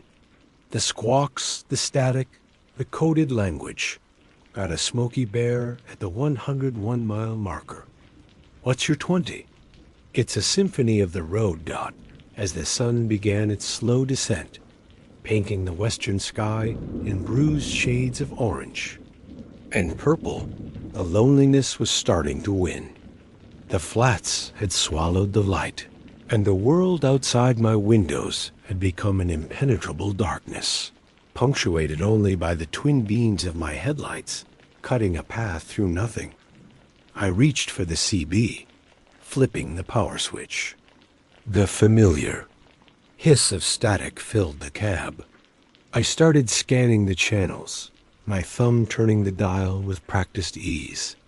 Channel after channel was dead air. Static, followed by more static.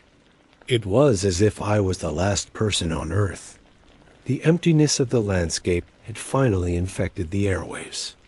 Just as I was about to give up and switch to my collection of worn-out Johnny Cash cassettes, I landed.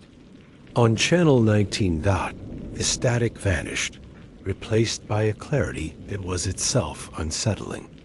It was too clean, too sharp for a long-range transmission across the flats. And then a voice came through. Mayday, Mayday. The voice was male, thin and reedy, stretched taut with a terror so pure it felt like a physical blow. It wasn't the manufactured panic of a movie. It was the raw, primal sound of a man who has looked into the abyss and seen it staring back. Every driver knows the sound of genuine fear. It cuts through everything. My hand, which had been resting on the gear shift, snapped to the CB microphone. Adrenaline flooded my system, washing away the fatigue. My own voice was calm, a trained response honed by years of highway emergencies. Driver, what's your location? What's the situation? I transmitted, my eyes scanning the darkness ahead, half expecting to see the runaway lights of a truck in distress. Silence. Only the low hum of my own engine. I was about to repeat the call when the voice returned, more frantic this time, choking on its own words. My brakes are out. I can't stop.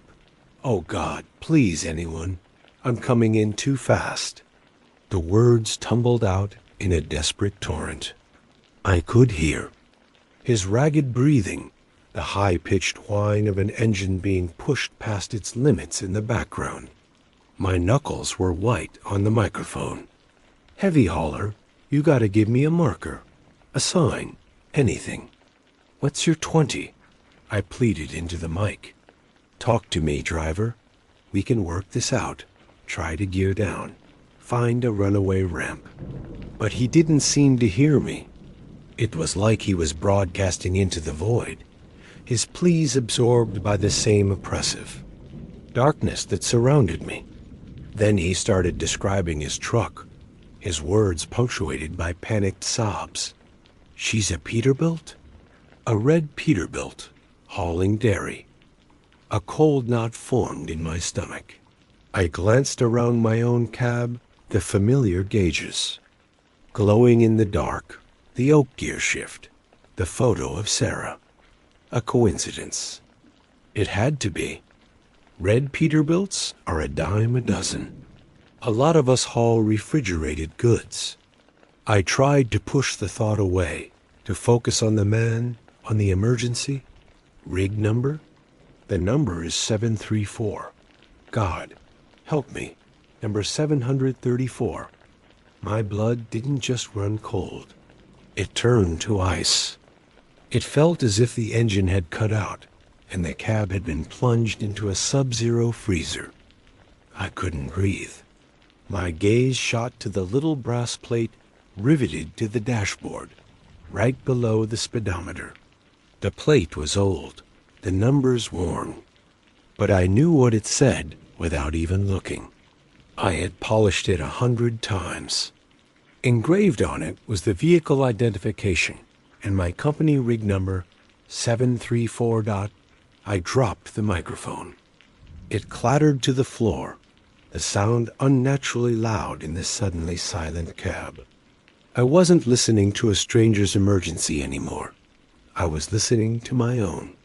My mind fractured, trying to make sense of the impossible. Was this a prank? Some sick, elaborate joke? But the terror in that voice was too real, too visceral to be faked. I instinctively stomped on my brake pedal. The air brakes hissed, and Big Red responded immediately, her speed dropping smoothly. They were fine. My brakes were perfectly fine. I fumbled for the microphone on the floor, my hand shaking so violently I could barely grip it. Who is this? This is a joke, right? A sick joke. I yelled into it. The only answer was the voice, now escalating into a full-blown scream, a sound of pure, unadulterated agony. It was followed by a symphony of destruction that erupted through the speaker with impossible fidelity. The tortured shriek of twisting metal, the concussive boom of a tire exploding, and the final crystalline cascade of 1,000 pounds of shattering glass. And then, static. Just the empty, indifferent hiss of an open channel. The voice was gone. The crash was gone. There was only me, alone in my crimson Peterbilt, rig number 734, in the dead center of the Utah salt flats, with the echo of a ghost in my ears. The silence that returned was heavier now, filled with the impossible thing I had just heard. Asterisk, for a long time, I just sat there, frozen. The only sound was the deep, steady thrum of Big Red's engine, a faithful heartbeat in a world that had suddenly stopped making sense. The static hissing from the CB speaker felt malicious now, like a snake laughing in the dark. My own breathing was loud and ragged in my ears. I squeezed my eyes shut and opened them again, half expecting the interior of my cab to have changed, to have become the twisted, shattered wreckage I had heard with such terrifying clarity. But everything was the same. The warm glow of the dashboard lights, the comforting scent of old coffee and worn leather, the faded picture of Sarah smiling from the sun visor. It was all maddeningly normal. My mind, a frantic machine trying to avoid the unthinkable, started grasping at straws. A prank. It had to be a prank. Some kids with a powerful transmitter and a sick sense of humor. Or maybe another trucker, someone who knew my rig number, playing a cruel joke. But how? How could they have known I'd be on this specific channel, in this specific spot, at this exact moment? And that voice, the terror in that voice was not an act. I've been on this road for 30 years. I've heard men scared. I've heard men hurt. I've heard men dying. I know the sound of real fear. That was it. My hands, still trembling, moved with a will of their own. I killed the engine. The sudden silence was a physical blow, a heavy blanket that smothered me. The vast, oppressive quiet of the salt flats rushed in, and for the first time in my life, I was truly afraid of it. I fumbled for my high-powered flashlight, my knuckles banging against the dashboard.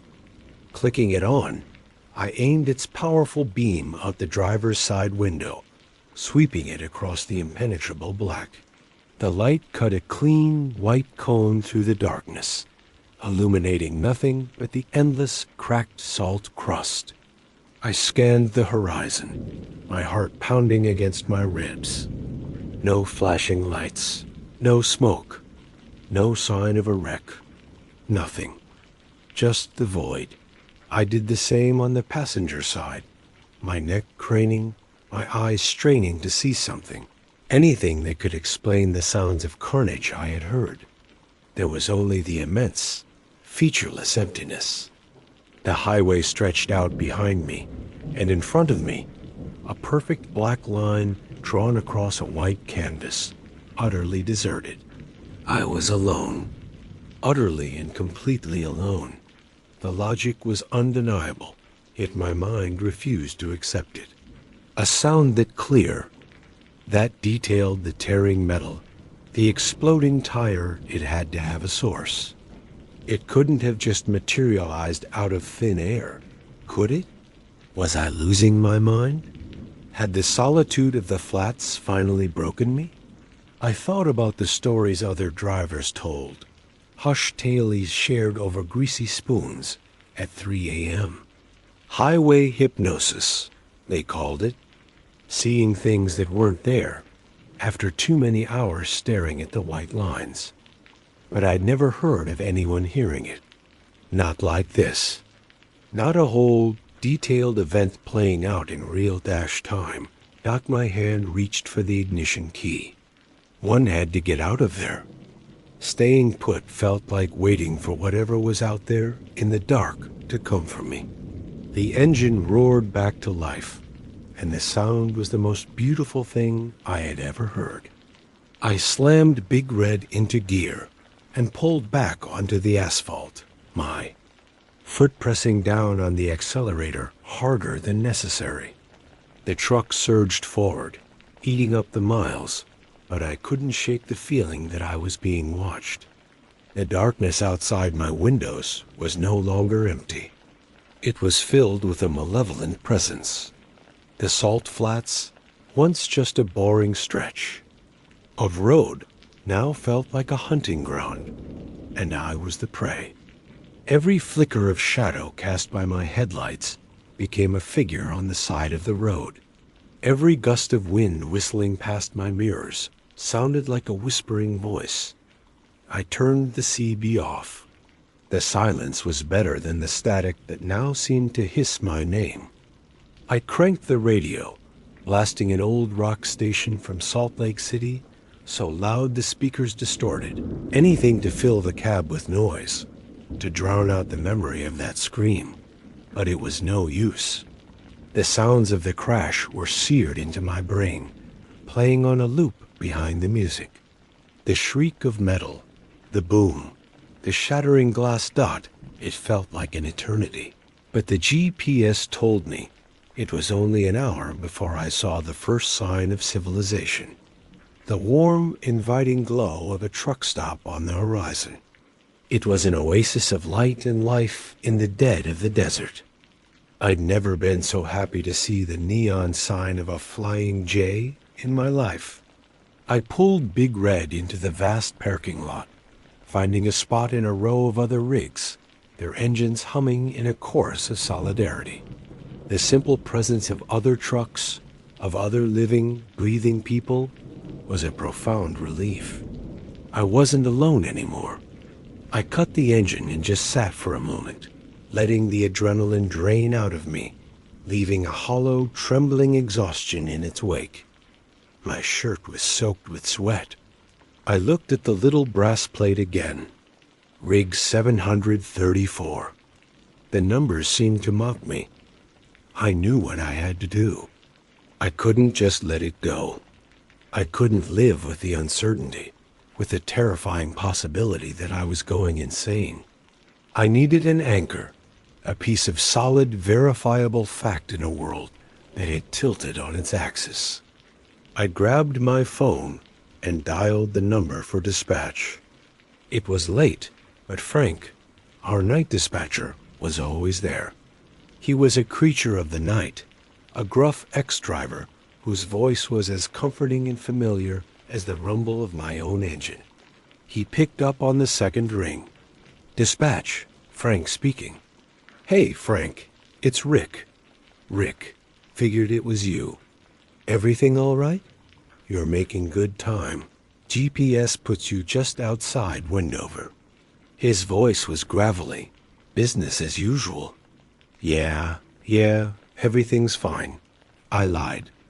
Just pulled in for a bit. Hey, listen, I've got a weird question for you. Shoot, I had to be careful how I phrased this. I couldn't tell him what I'd heard. He'd think I was drunk or high and order me to stand down for a 24-hour psych evaluation. It's about the rig, I started, trying to sound casual. Big Red, I was just talking with another old-timer on the CB a little while back, and he swore he remembered this truck from way back. Said it had a bit of a history. You know how these guys are, full of stories. Just got me curious. You guys keep records on the rigs, right? Like, who drove them before me? There was a pause on the other end, then the sound of clicking keys. That's a weird one, Rick. But yeah, we got records going back to the Stone Age. 734, you said? Let me see. More clicking. I held my breath, my knuckles white as I gripped the phone. Okay, pulling it up now. It's a 2004 Pete. You've had it for what, 6-7 years now? Something like that, I mumbled, my throat dry. All right, let's see. Before you, it was a guy named Henderson. Dave Henderson. He retired. Before him. Okay, here we go. Frank's voice changed slightly. The businesslike gruffness softened into something more somber.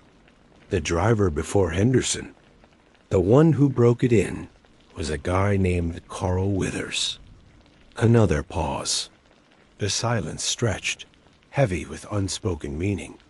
What about him? I finally asked, my voice barely a whisper. Frank sighed, a heavy, weary sound that traveled across the miles. It's not a happy story, Rick. There was an accident. A bad one. About 10 years ago now.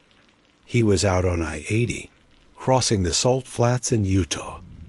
Every muscle in my body went rigid. He lost his brakes on a long haul, Frank continued, his voice low and respectful. Dispatch logs say he radioed in total panic. Sighed he couldn't stop. They tried to talk him down, but they lost contact. He rolled the rig, a real nasty rollover. He didn't make it. I leaned my head against the cold glass of the window, the truck stoplights blurring into a meaningless smear. The world outside was bright and loud and full of life, but inside my cab, the ghost had just become real. Frank, I said, my voice shaking. The call sign for the truck, was it always 734? Always, Frank said, without hesitation. From the day it rolled off the lot. That was Carl's number. Why do you ask? Asterisk, I don't remember saying goodbye to Frank. The phone might have slipped from my hand and clattered to the floor for the second time that night. His final words, that was Carl's number. Why do you ask? Hung in the air, echoing in the suffocating silence of my cab.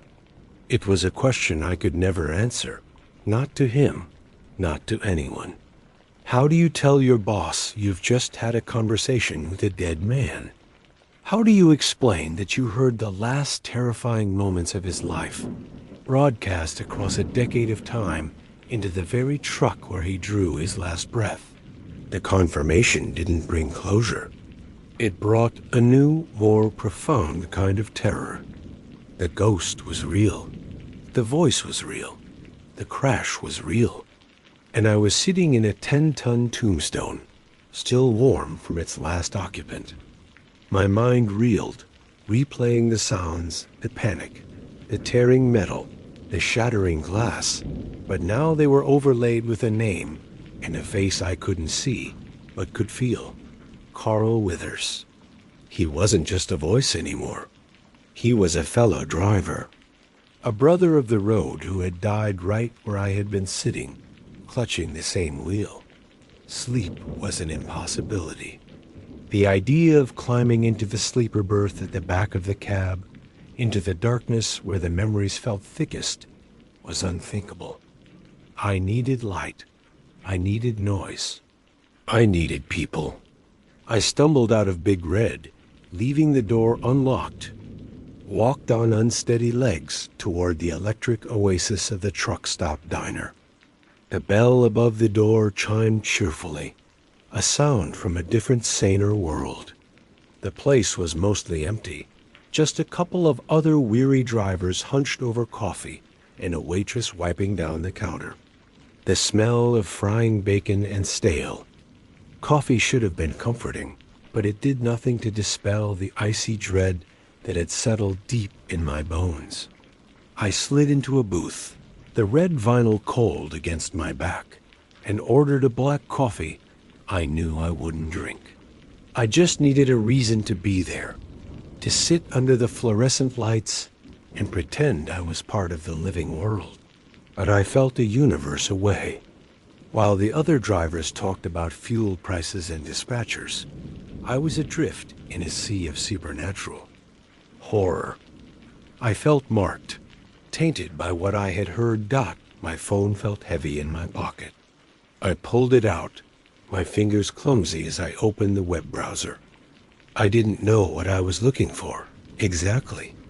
Proof, maybe. More proof. Something tangible to hold on to. I typed Carl Withers Trucker, Accident, Utah, into the search bar. The results were sparse. An event that had been the cataclysmic end of. A man's life was now just a forgotten footnote in the digital ocean. After a few minutes of scrolling, I found it.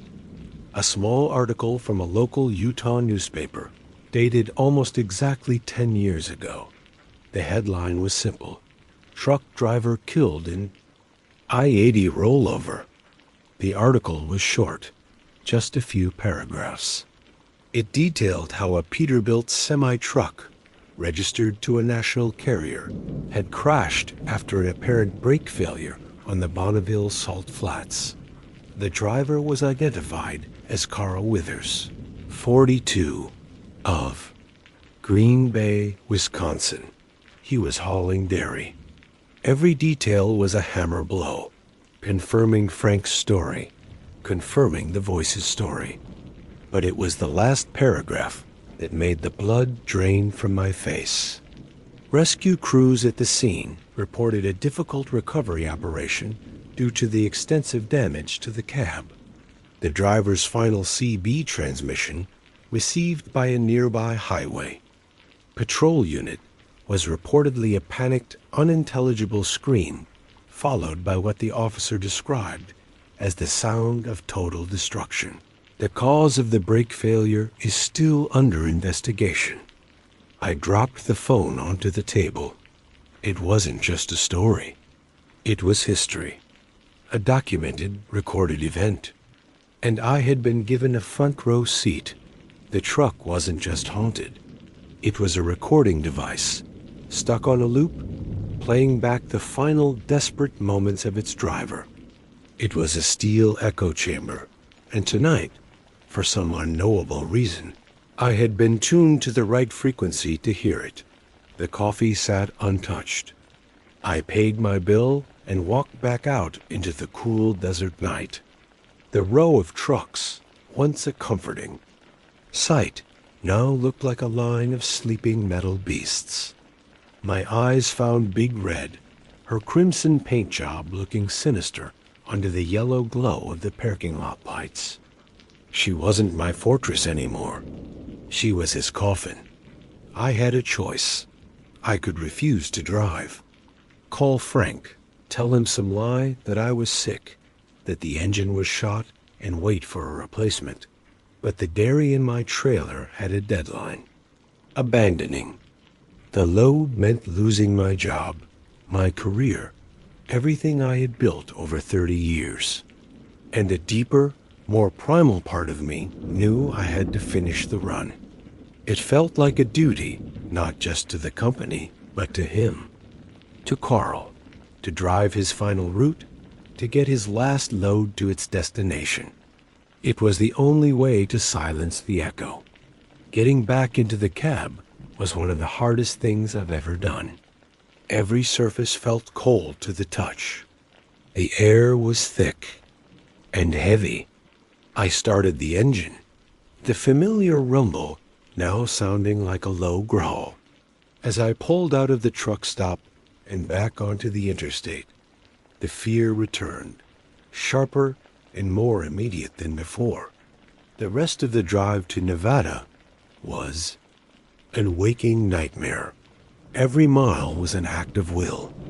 I didn't turn on the CB. I didn't turn on the radio. I drove in absolute silence, my senses on a razor's edge. The empty passenger seat beside me seemed to have a gravitational pull. I fought the urge to look at it, terrified of what I might see reflected in the dark window. The wind whispering around the mirrors sounded like a name. His name, Carl. Was this what he felt? This crushing loneliness? This rising panic as the machine you trust with your life betrays you? I delivered the load of dairy in Reno as the sun was rising, a pale, sickly light that brought no warmth. I unhitched the trailer at the distribution center with practiced robotic efficiency. Then I drove the cab, just Big Red and me, to our company's depot on the outskirts of the city. I parked her in the last row, as far away from the other trucks as I could get. I sat there for a long moment, my hand resting on the polished oak gearshift. I thought about polishing the brass plate with rig number 734-1 last time, but I couldn't bring myself to touch it. "Rest easy, Carl," I whispered. Into the silence of the cab. "You made it." I took nothing with me but the faded picture of my daughter. I left my logbooks, my coffee mug, my atlas, my entire life on the road, right where it was. I dropped the keys on the seat, climbed down from the cab, and didn't look back. As I walked towards the depot office, I pulled out my phone and called. Frank won last time. "It's Rick," I said when he answered. "The load's delivered, but I'm done. I quit." He was quiet for a moment. He must have heard it in my voice.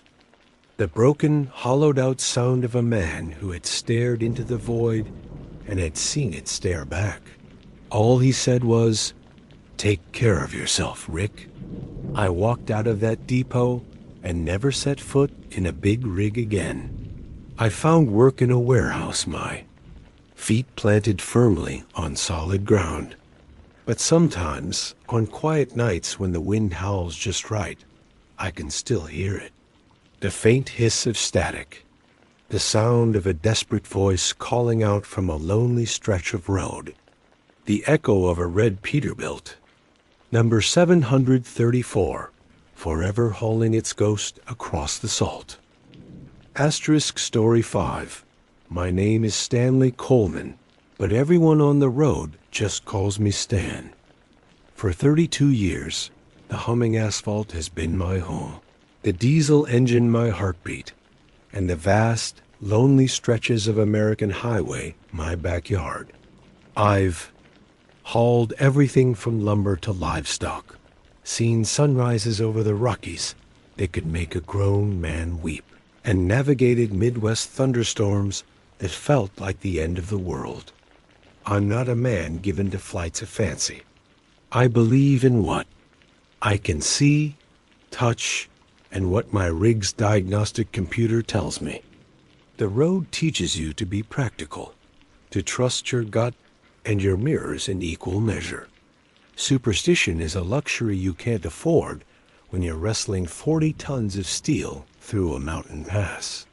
You learn the rhythms of the road, the strange faces at late-night diners, the coded language of flashing headlights. you also learn the rules. And one of the cardinal rules, one that's drilled into you from day one, is that you never, ever pick up a hitchhiker. It's not just company policy. It's a survival instinct etched into the collective consciousness of every long-haul trucker. You hear the stories, the grisly, cautionary tales shared over burnt coffee about drivers who ended up robbed, or worse, found in a ditch miles from their abandoned rig. I'd always listened, nodded, and kept my passenger door locked. That day, however, was different. I was pushing through Wyoming, a state that in the dead of winter feels less like a part of the country and more like a barren, frozen planet. The sky had been a flat, menacing shade of gray all afternoon, and by the time I was an hour out from Laramie, the snow began to fall. At first, it was picturesque, a gentle dusting that clung to the pines. But in Wyoming, the weather turns on you with a shocking brutality. Within 30 minutes, it was a full-blown blizzard, a blinding curtain of white that swallowed the world. Whole, the wind howled like a starved wolf, shoving at my trailer and forcing me to fight the wheel with every muscle in my shoulders. The visibility dropped to near zero. It was just me, the glow of my dashboard, and the swirling chaos outside. It was against this hypnotic, terrifying backdrop that I first saw him. A figure, barely a smudge in the maelstrom, standing by the side of the road. My first thought was disbelief, followed by a jolt of irritation. What kind of an idiot stands outside in a storm like this? But as I got closer, the shape resolved itself into a person, a young man, his arm half raised in a gesture that was less of a confident thumbing and more of a desperate plea. He was wearing a jacket that looked paper-thin, completely inadequate for the Arctic fury that was descending. He wasn't even trying to shelter himself, just standing there, getting buried.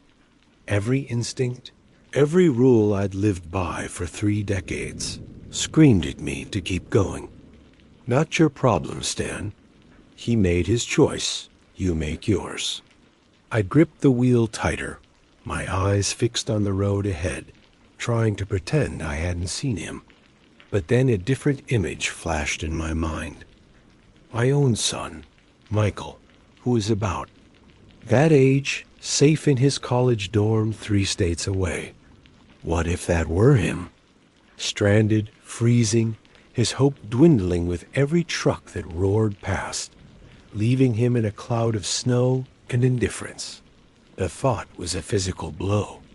The cab of my truck, my sanctuary, suddenly felt selfish and cavernous. With a curse that was lost in the roar of the engine and the wind, I eased my foot off the accelerator, the air brakes hissing in protest as I began the slow, careful process of pulling the massive rig onto the shoulder. It was a stupid, dangerous decision, and it was one I would come to regret more than any other in my life. He practically fell into the cab, bringing a blast of frigid air and a flurry of snow with him. He was a kid, all right. Couldn't have been more than 19 or 20. His face was pale, his lips tinged with blue, and he was shivering so violently I thought his teeth might shatter. Water dripped from his dark hair, plastering it to his forehead. Get in! Get in! Close the door. I barked, my voice rougher than I intended. He fumbled with the handle, and the heavy door slammed shut, muffling the storm's rage to a distant howl. The relative silence was immediate and profound. "Thank you," he chattered, his voice thin and reedy. "Thank you so much, sir. I thought I was done for." "What the hell are you doing out here, kid?" I asked, pulling back onto the slick asphalt. "You trying to get yourself killed?" "My car broke down about a mile back. he said, rubbing his hands together, in a futile attempt to warm them. Just died. Couldn't get a signal on my phone. It was a plausible story. Plausible enough. Where you headed? Just up to the next turnoff. County Road 12. My uncle has a ranch up there. I was going to visit. He gestured vaguely. Into the whiteout ahead. I nodded. I knew the road. It was another 15 miles of nothing. All right, I can get you there. Named Stan. Elias, he said, offering a weak, grateful smile. My name is Elias. I cranked the heat up as high as it would go. The fans whirred, blasting hot, dry air into the cab. Normally, it would turn the space into a sauna in minutes, but a strange thing was happening. Despite the heater's efforts, the cab seemed to be getting colder. I glanced at the temperature gauge on the dash. It was reading normal. The vents were pumping out air so hot, I couldn't keep my hand in front of them for more than a second. Yet the chill remained. It was a deep, penetrating cold, the kind that feels like it's coming from inside your own bones.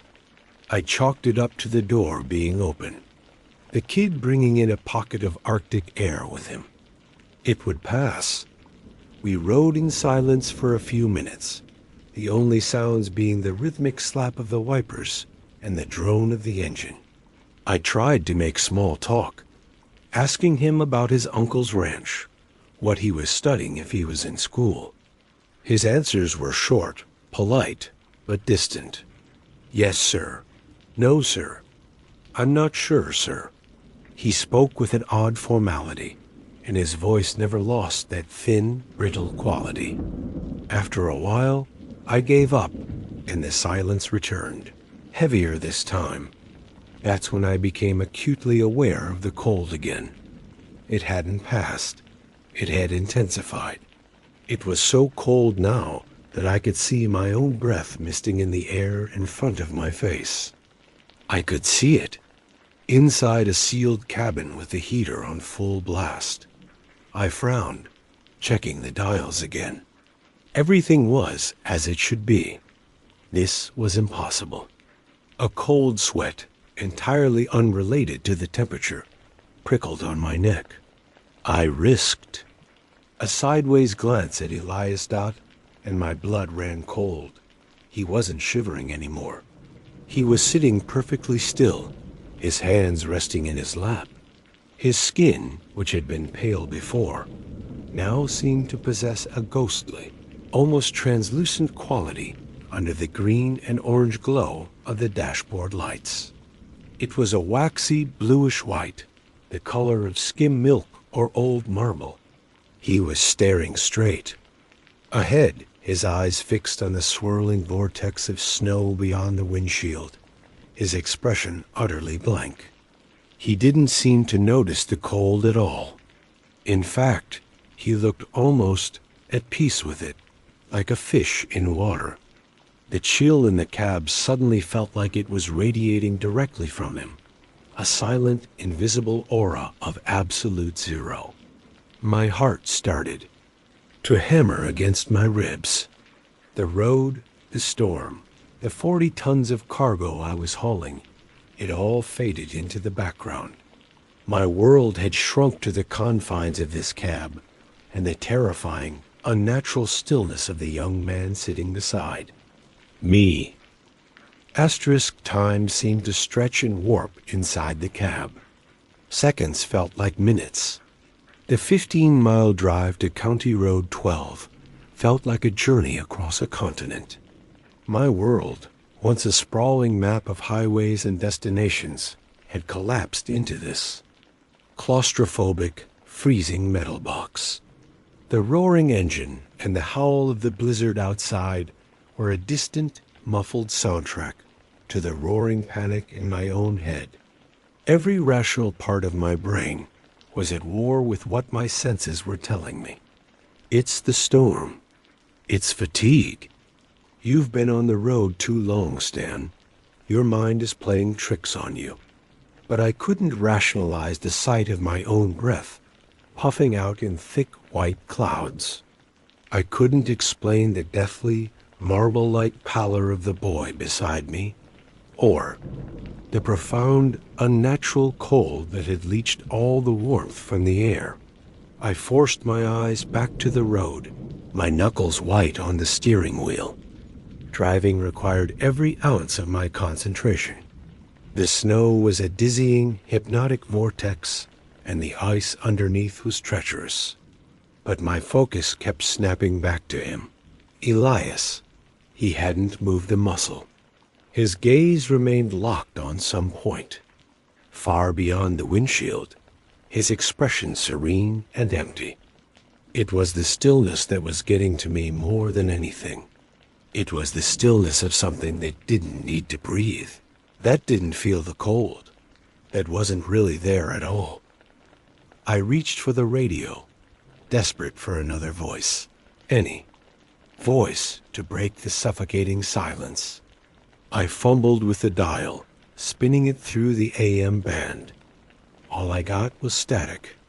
Not the usual crackle and pop, but a strange hissing static that seemed to have a rhythm to it, like whispers just below. The threshold of hearing. I cranked the volume, leaning in, trying to decipher it. For a fleeting moment, I thought I heard a name carried on the static-laced waves. Michael, my son's name. A bolt of pure ice shot through my veins. I slammed the radio off, my hand recoiling as if the knob had burned me. The cab plunged back into the heavy silence. But now it was worse. It felt like it was listening. Your son, Elias said, his voice cutting through the quiet. It was no longer thin and reedy. It was flat, toneless, and seemed to come from everywhere at once. He's worried about you. My heart stopped. I mean, it literally seized in my chest for a second. I hadn't mentioned Michael. I hadn't said a word about him. I'd thought about him, a fleeting, private thought before I'd stopped. How could he know? How in God's name could he know? I couldn't form a reply. My throat was a knot of fear. I risked another glance. His head was still facing forward, but I had the unshakable feeling that his attention, his entire being, was focused on me. The pale skin of his cheek seemed to glow faintly in the dark. The windows, I noticed with a fresh wave of terror, were beginning to frost over. Not on the outside, from the blizzard, but on the inside. Intricate, feathery patterns of ice were creeping in from the edges of the glass, defying the hot air still blasting from the vents. It was as if the cold he carried with him was a living thing, slowly encasing us in a tomb of ice. You're a good man, Stan, the flat voice continued, a statement of fact with no warmth or judgment. You stopped for me. Not many would have. The statement hung in the frozen air. It didn't feel like a compliment. It felt like an observation from a scientist studying an insect. The miles crawled by. Each rotation of the tires was an eternity. The sign for County Road 12 felt like a distant dream, a mirage I might never reach. My mind raced, trying to formulate a plan. When we get there, I'll pull over. I'll be polite. I'll say, "Here you go, son. Be safe." He'll get out. He has to get out. And then I'll drive. I'll drive until the sun comes up, until this cold has left my bones, until I can convince myself this never happened. It was a flimsy shield against the mounting dread, but it was all I had. Then I saw it, a dark rectangular shape looming through the snow. The sign for the turnoff. A wave of relief, so powerful it almost made me dizzy, washed over me. It was real. This nightmare was about to end. "There it is," I said, my voice a croak. "County. Road 12. For the first time since he'd stopped shivering, Elias moved. He turned his head slowly, his neck seeming to pivot with an unnatural smoothness. He looked at me. His eyes were dark, cavernous pools in his bone-white face, and for the first time, I saw an expression in them. It wasn't gratitude. It wasn't malice. It was an ancient, weary emptiness that shook me to my core. "Thank you for the ride, Stan," he said, his voice once again the reedy whisper of the freezing boy I'd picked up. The shift was so sudden, so disorienting, that it made my head spin. I pulled the rig onto the shoulder, the air brakes sighing. The turn-off was just a narrow, unplowed track disappearing into the darkness and the trees. There were no lights, no sign of a ranch or any other human habitation. Just the oppressive blackness of the woods and the endless, falling snow. "You sure this is it?" I asked, my own foolishness dawning on me. "There's nothing out here." "This is it," he confirmed softly. He didn't reach for the door handle. He just sat there, looking at me with those hollow eyes. The cold in the cab was at its peak. It was a physical pressure, a painful weight on my chest. He opened the door. The blizzard roared back in, a chaotic symphony of wind and ice. Elias swiveled in his seat and stepped out of the cab, his movements calm and deliberate. He closed the door gently behind him, the click of the latch sounding impossibly loud. I sat there, paralyzed, my hands fused to the wheel, and watched him in my passenger side mirror. He stood in the storm, unmoving. The snow swirled around him, but it didn't seem to land on him. He just stood there for a long second, a dark silhouette against the white fury. And then it happened. It's the part I can never explain, the part my mind refuses to fully accept. He didn't walk away. He didn't fade into the distance. He seemed to lose cohesion. His form wavered, like a reflection on disturbed water.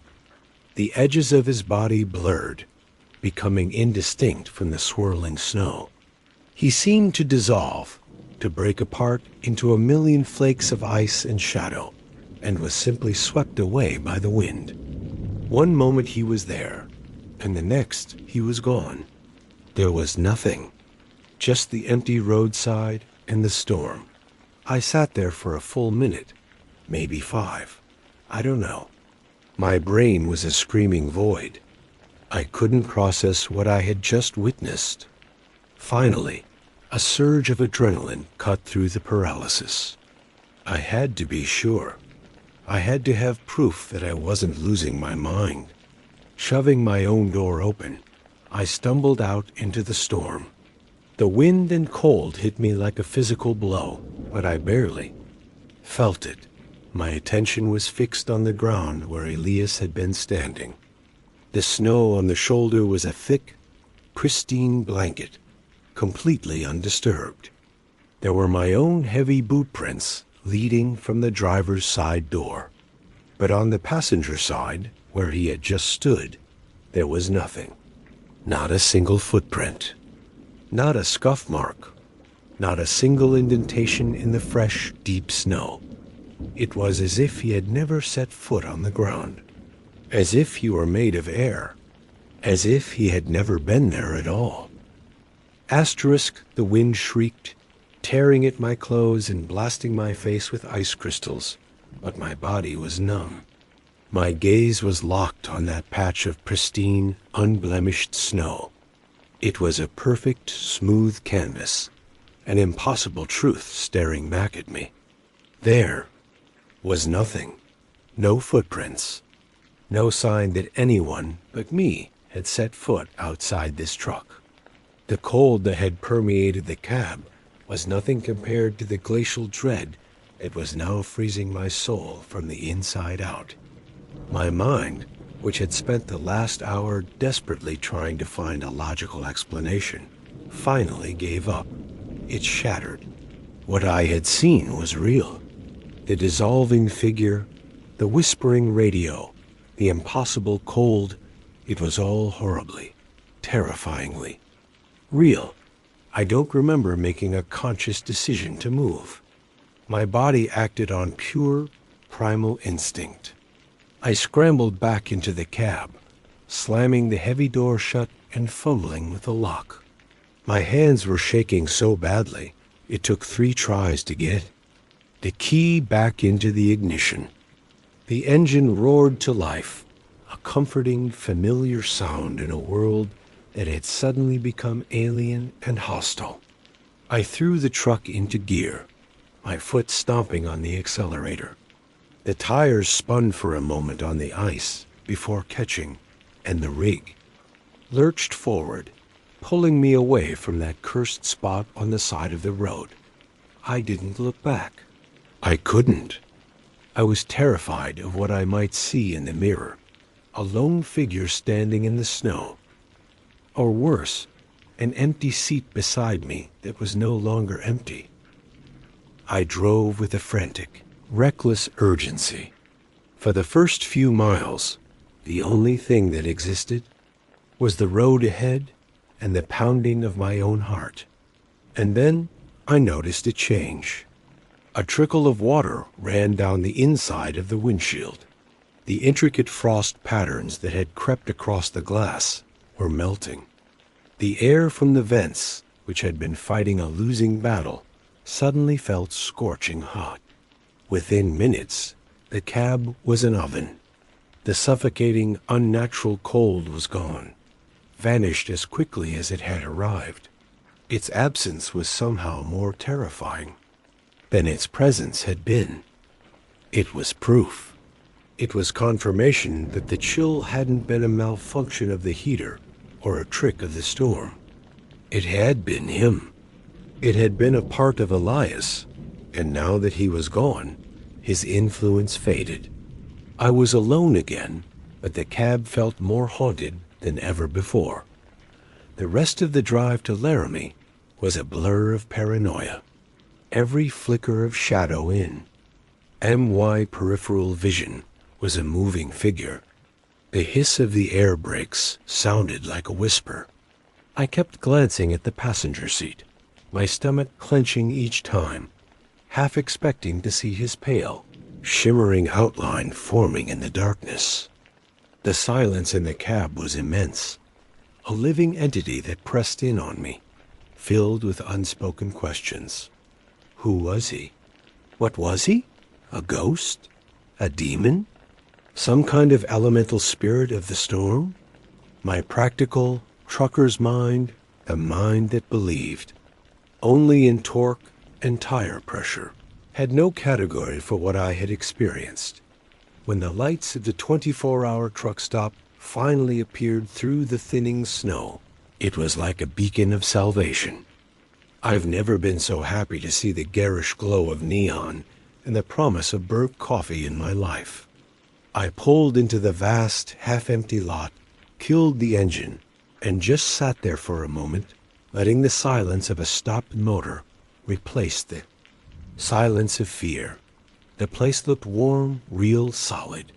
I needed to be around people. I needed to feel the ground under my feet and know that it was real, that it wouldn't dissolve into nothingness inside. The diner was an oasis of mundane reality. The smell of frying bacon, the low murmur of conversations, the clatter of cutlery. It was the most beautiful music I had ever heard. I took a booth, ordered the largest coffee they had, and wrapped my still trembling hands around the warm ceramic mug. A waitress with a tired, kind face asked if I was okay. "You look like you've seen a ghost," she said with a little laugh. I tried to laugh with her, but the sound that came out was a dry, choked gasp. I couldn't let it go.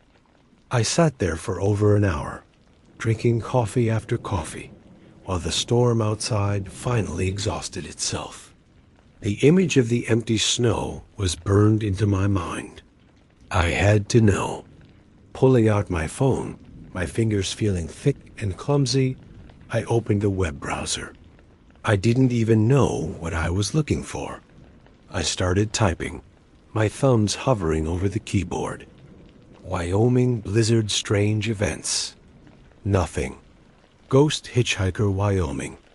A bunch of cheesy urban legends that felt hollow and false compared to my own experience. Then I tried something more specific. County Road 12 Laramie death. The search results loaded, and there it was. An article from a local newspaper, dated 12 years ago. The headline hit me like a physical punch to the gut. Body of missing teen found after winter storm. My heart hammered against my ribs as I clicked the link.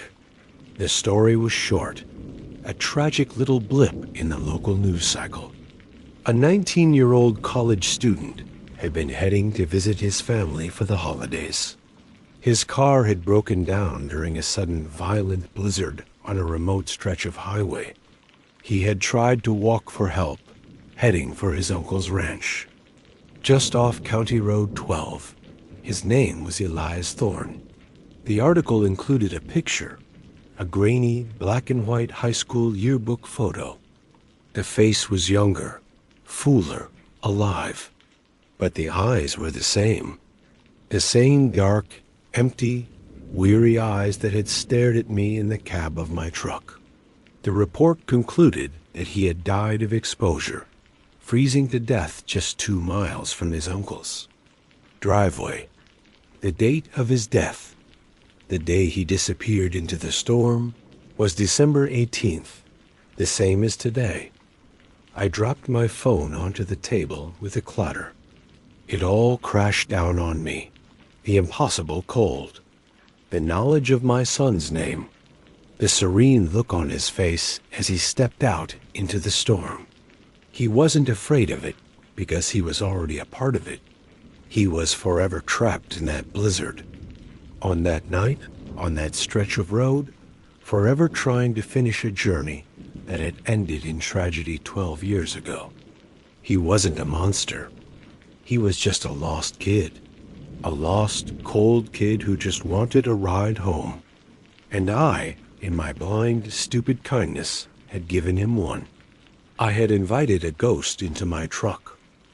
I left Wyoming the next morning under a clear, painfully bright sky. The world looked clean and new, scrubbed by the storm, but for me, everything had changed. I still drive. It's the only life I know, but something broke in me that night. The solid, practical man I used to be is gone, replaced by someone who looks over his shoulder in the dark, who feels a chill even when the heat is on. I sold that rig a month later. I couldn't stand sitting in that cab. My passenger door is always locked now, bolted from the inside. The stories the other truckers tell over coffee don't sound like cautionary tales anymore. They sound like the simple, terrifying truth. There are things on these long, lonely roads that defy explanation. Things that are lost and cold and still searching for a way home. And every time the snow starts to fall, I think of Elias. I think of him standing by the side of the road in his thin jacket, waiting in the swirling white. And I say a prayer for the boy who thanked me for a ride, just before he dissolved back into the storm he could never leave. Asterisk story 6MY name is Javier, and for the better part of 25 years, the humming diesel engine of a Peterbilt has been the soundtrack to my life. I've hauled everything from California oranges to industrial machinery across every state. In the lower 48, the road is my office, my cafeteria, and more often than not, my bedroom. You see things out here. Strange things, sometimes. You learn to filter them out, to categorize them as tricks of the light, products of exhaustion, or just the weirdness that clings to the lonely arteries of America after midnight. You have to, or you'll go mad. But some things don't fit into any category. They burn themselves into your memory, leaving a scar you can feel even on the brightest of days. This is one of those stories. The run was as routine as they come, a full load of fresh produce from the agricultural heart of the Central Valley, destined for the sprawling markets of Los Angeles. It was a trip I'd made hundreds of times, a concrete river I knew like the back of my own hand. The Grapevine, or more formally, the Tajon Pass on Interstate 5, was the final boss of this journey. It's a formidable stretch of road, a steep, winding climb and descent that separates Southern California from the rest of the state. It's notorious for high winds, sudden snow in the winter, and runaway truck ramps that serve as grim reminders of what happens when gravity wins. And then there's the fog dot. It started as I began the ascent from the valley floor. The sun was a distant memory, and the night was moonless and heavy. At first, it was just lazy tendrils of mist licking at the edges of the highway, swirling in my headlights like curious ghosts. Standard stuff for the Grapevine at this time of year.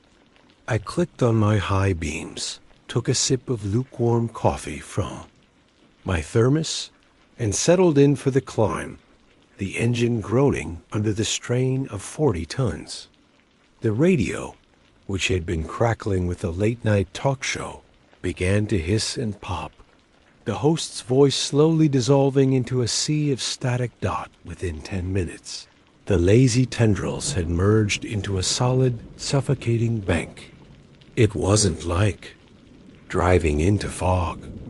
It was like driving into a wall of damp cotton. The world outside my cab ceased to exist. The familiar mountain silhouettes, the distant lights of other vehicles, the very lines on the road, all were devoured by an impenetrable, milky white void. My visibility shrank from 100 yards to 50, then to 20, then to a terrifying 10 feet. The glow of my headlights simply diffused into the whiteness, creating a disorienting glare that made it even harder to see.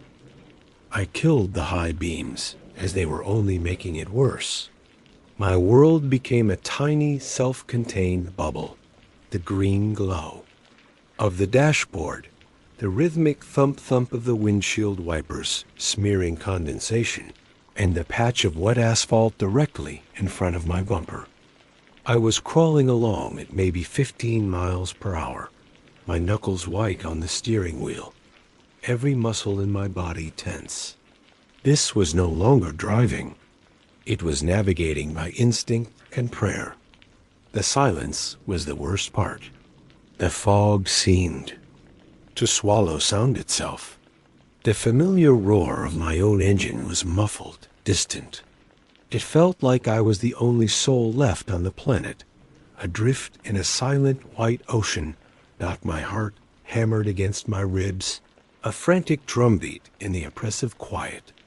Every trucker knows that fog like this on a grade like the Grapevine is a recipe for disaster, a multi-car pileup waiting to happen.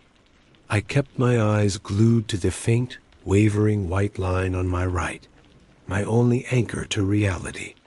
Time seemed to stretch and distort. Had I been driving for 20 minutes or 2 hours?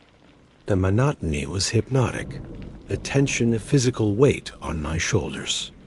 I started talking to myself, a low murmur just to break the silence.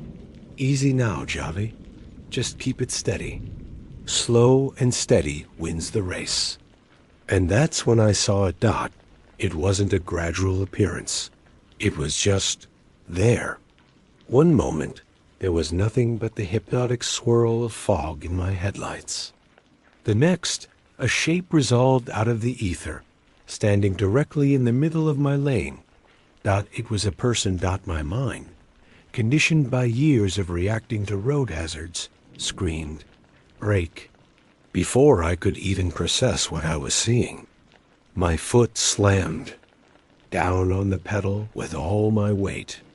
40 tons of steel and produce protested with a deafening screech of tires on wet pavement.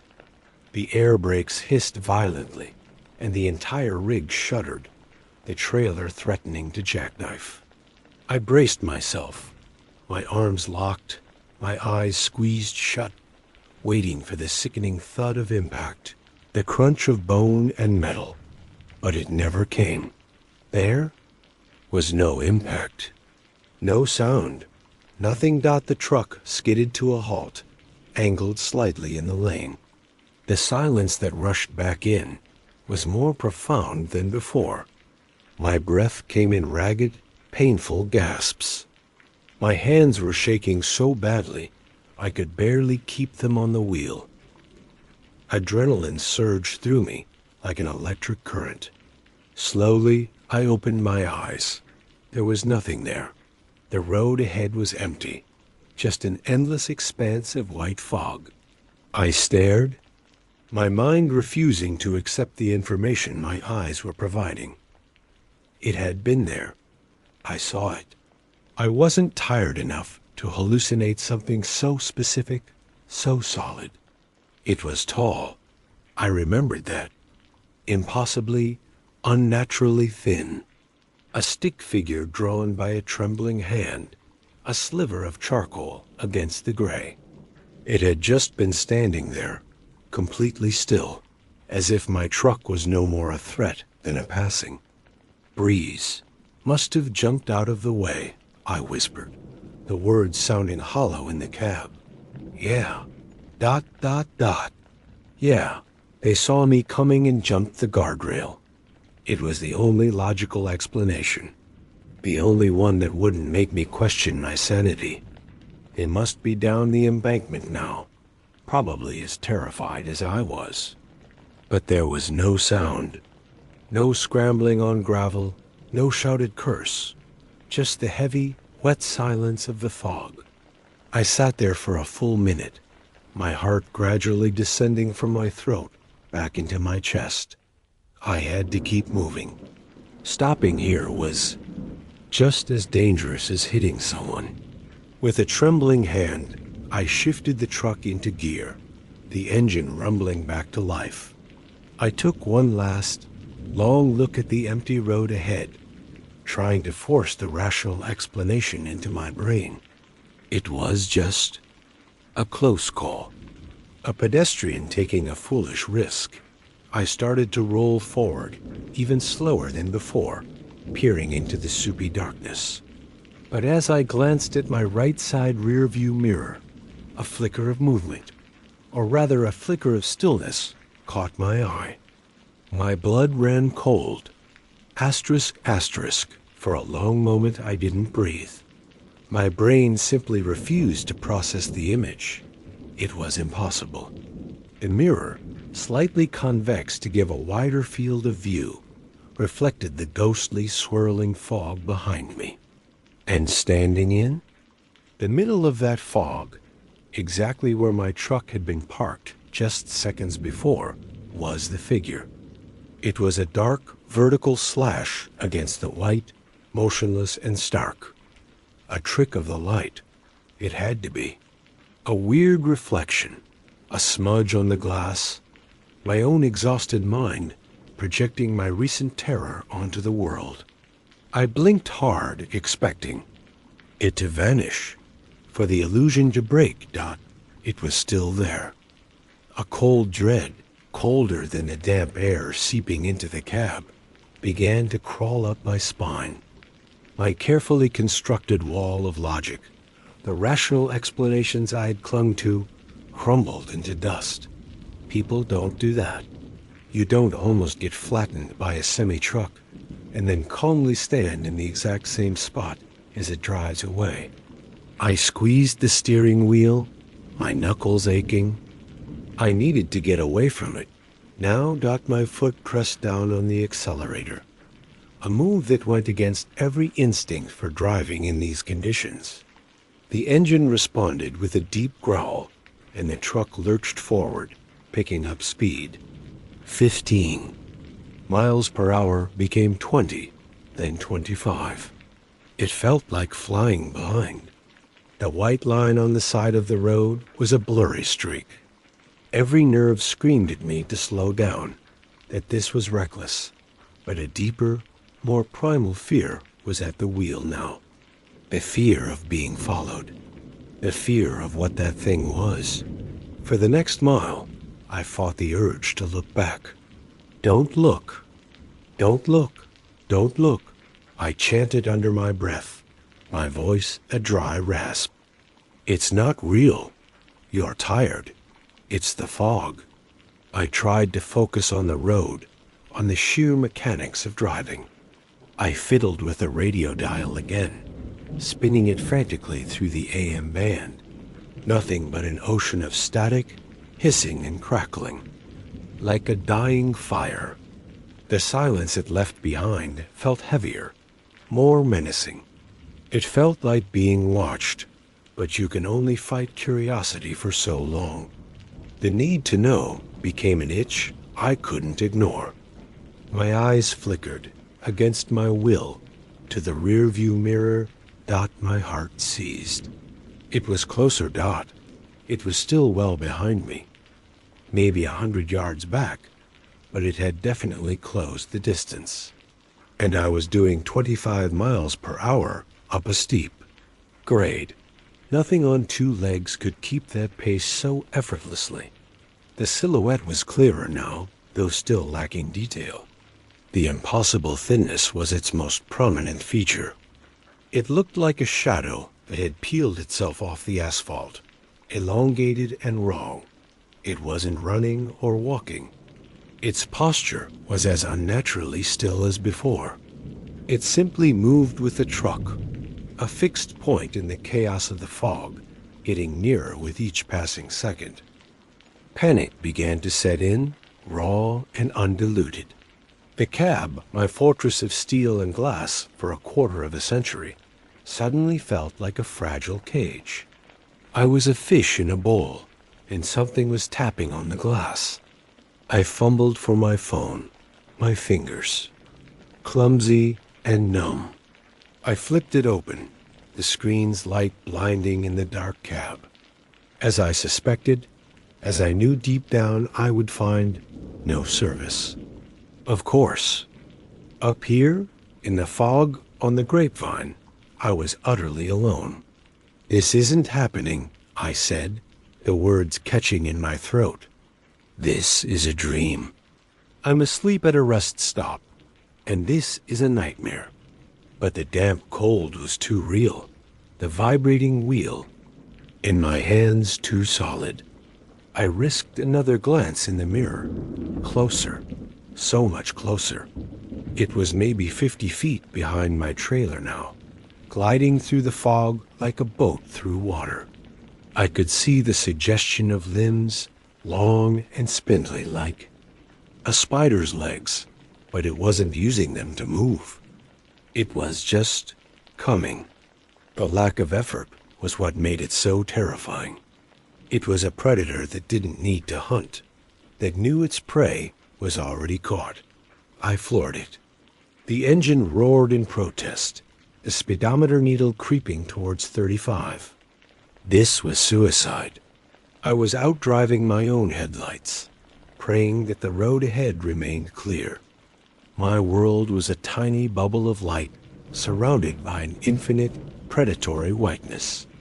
The truck swayed, and I fought to keep it in the lane. The thought of the steep drop-off just beyond the guardrail, a black abyss I couldn't see, flashed in my mind.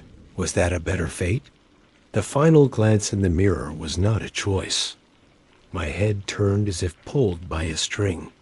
My gaze locked onto the glass, and a scream died in my throat. It was there. It was right at the back of my trailer. Its form was still infuriatingly vague, a humanoid shape made of condensed night, but its proximity was absolute. It was keeping pace perfectly, its feet just inches from my rear bumper. I stared, mesmerized by the horror of it. And then it did something. It raised one of its long, thin arms. It moved slowly, deliberately, without any sign of momentum or wind resistance. It reached out towards the trailer door, the arm extended, stretching further than any human arm should, the end of it tapering into something that wasn't quite a hand. There were no visible fingers, just a dark, pointed shape. It touched the truck. I didn't hear a sound, but I felt it. A deep, resonant thrum vibrated through the entire rig, a feeling of icy cold that shot from the trailer, through the chassis, up my seat, and into the base of my skull. It was a vibration of wrongness, of something utterly alien making contact with my world. I saw the figure begin to pull itself forward, its form dissolving and flowing as it started to climb onto the back of the trailer, disappearing from the mirror's view. It was on the truck. It was on my truck. The world narrowed to a single horrifying reality. It was on the truck. The thought wasn't just a thought. It was a physical sensation, a jolt of pure, undiluted terror that eclipsed everything else. The cold vibration I'd felt earlier was gone, replaced by something far worse, a sense of presence, a weight. Not a physical weight that made the engine strain, but a metaphysical one, a heavy blanket of dread that settled over the entire rig. My sanctuary, my home on wheels, had been breached. It was no longer my space. I was sharing it. My foot was still pressed to the floor, but the truck felt sluggish, as if driving through thick mud. The fog remained as impenetrable as ever, a swirling white prison.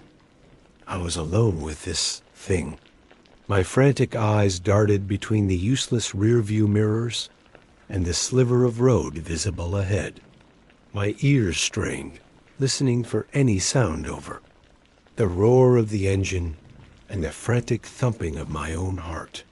Then it came, a sound that would be forever etched into my nightmares. Craat. It was a low, dragging sound. The sound of something hard and sharp being pulled across the metal roof of my trailer.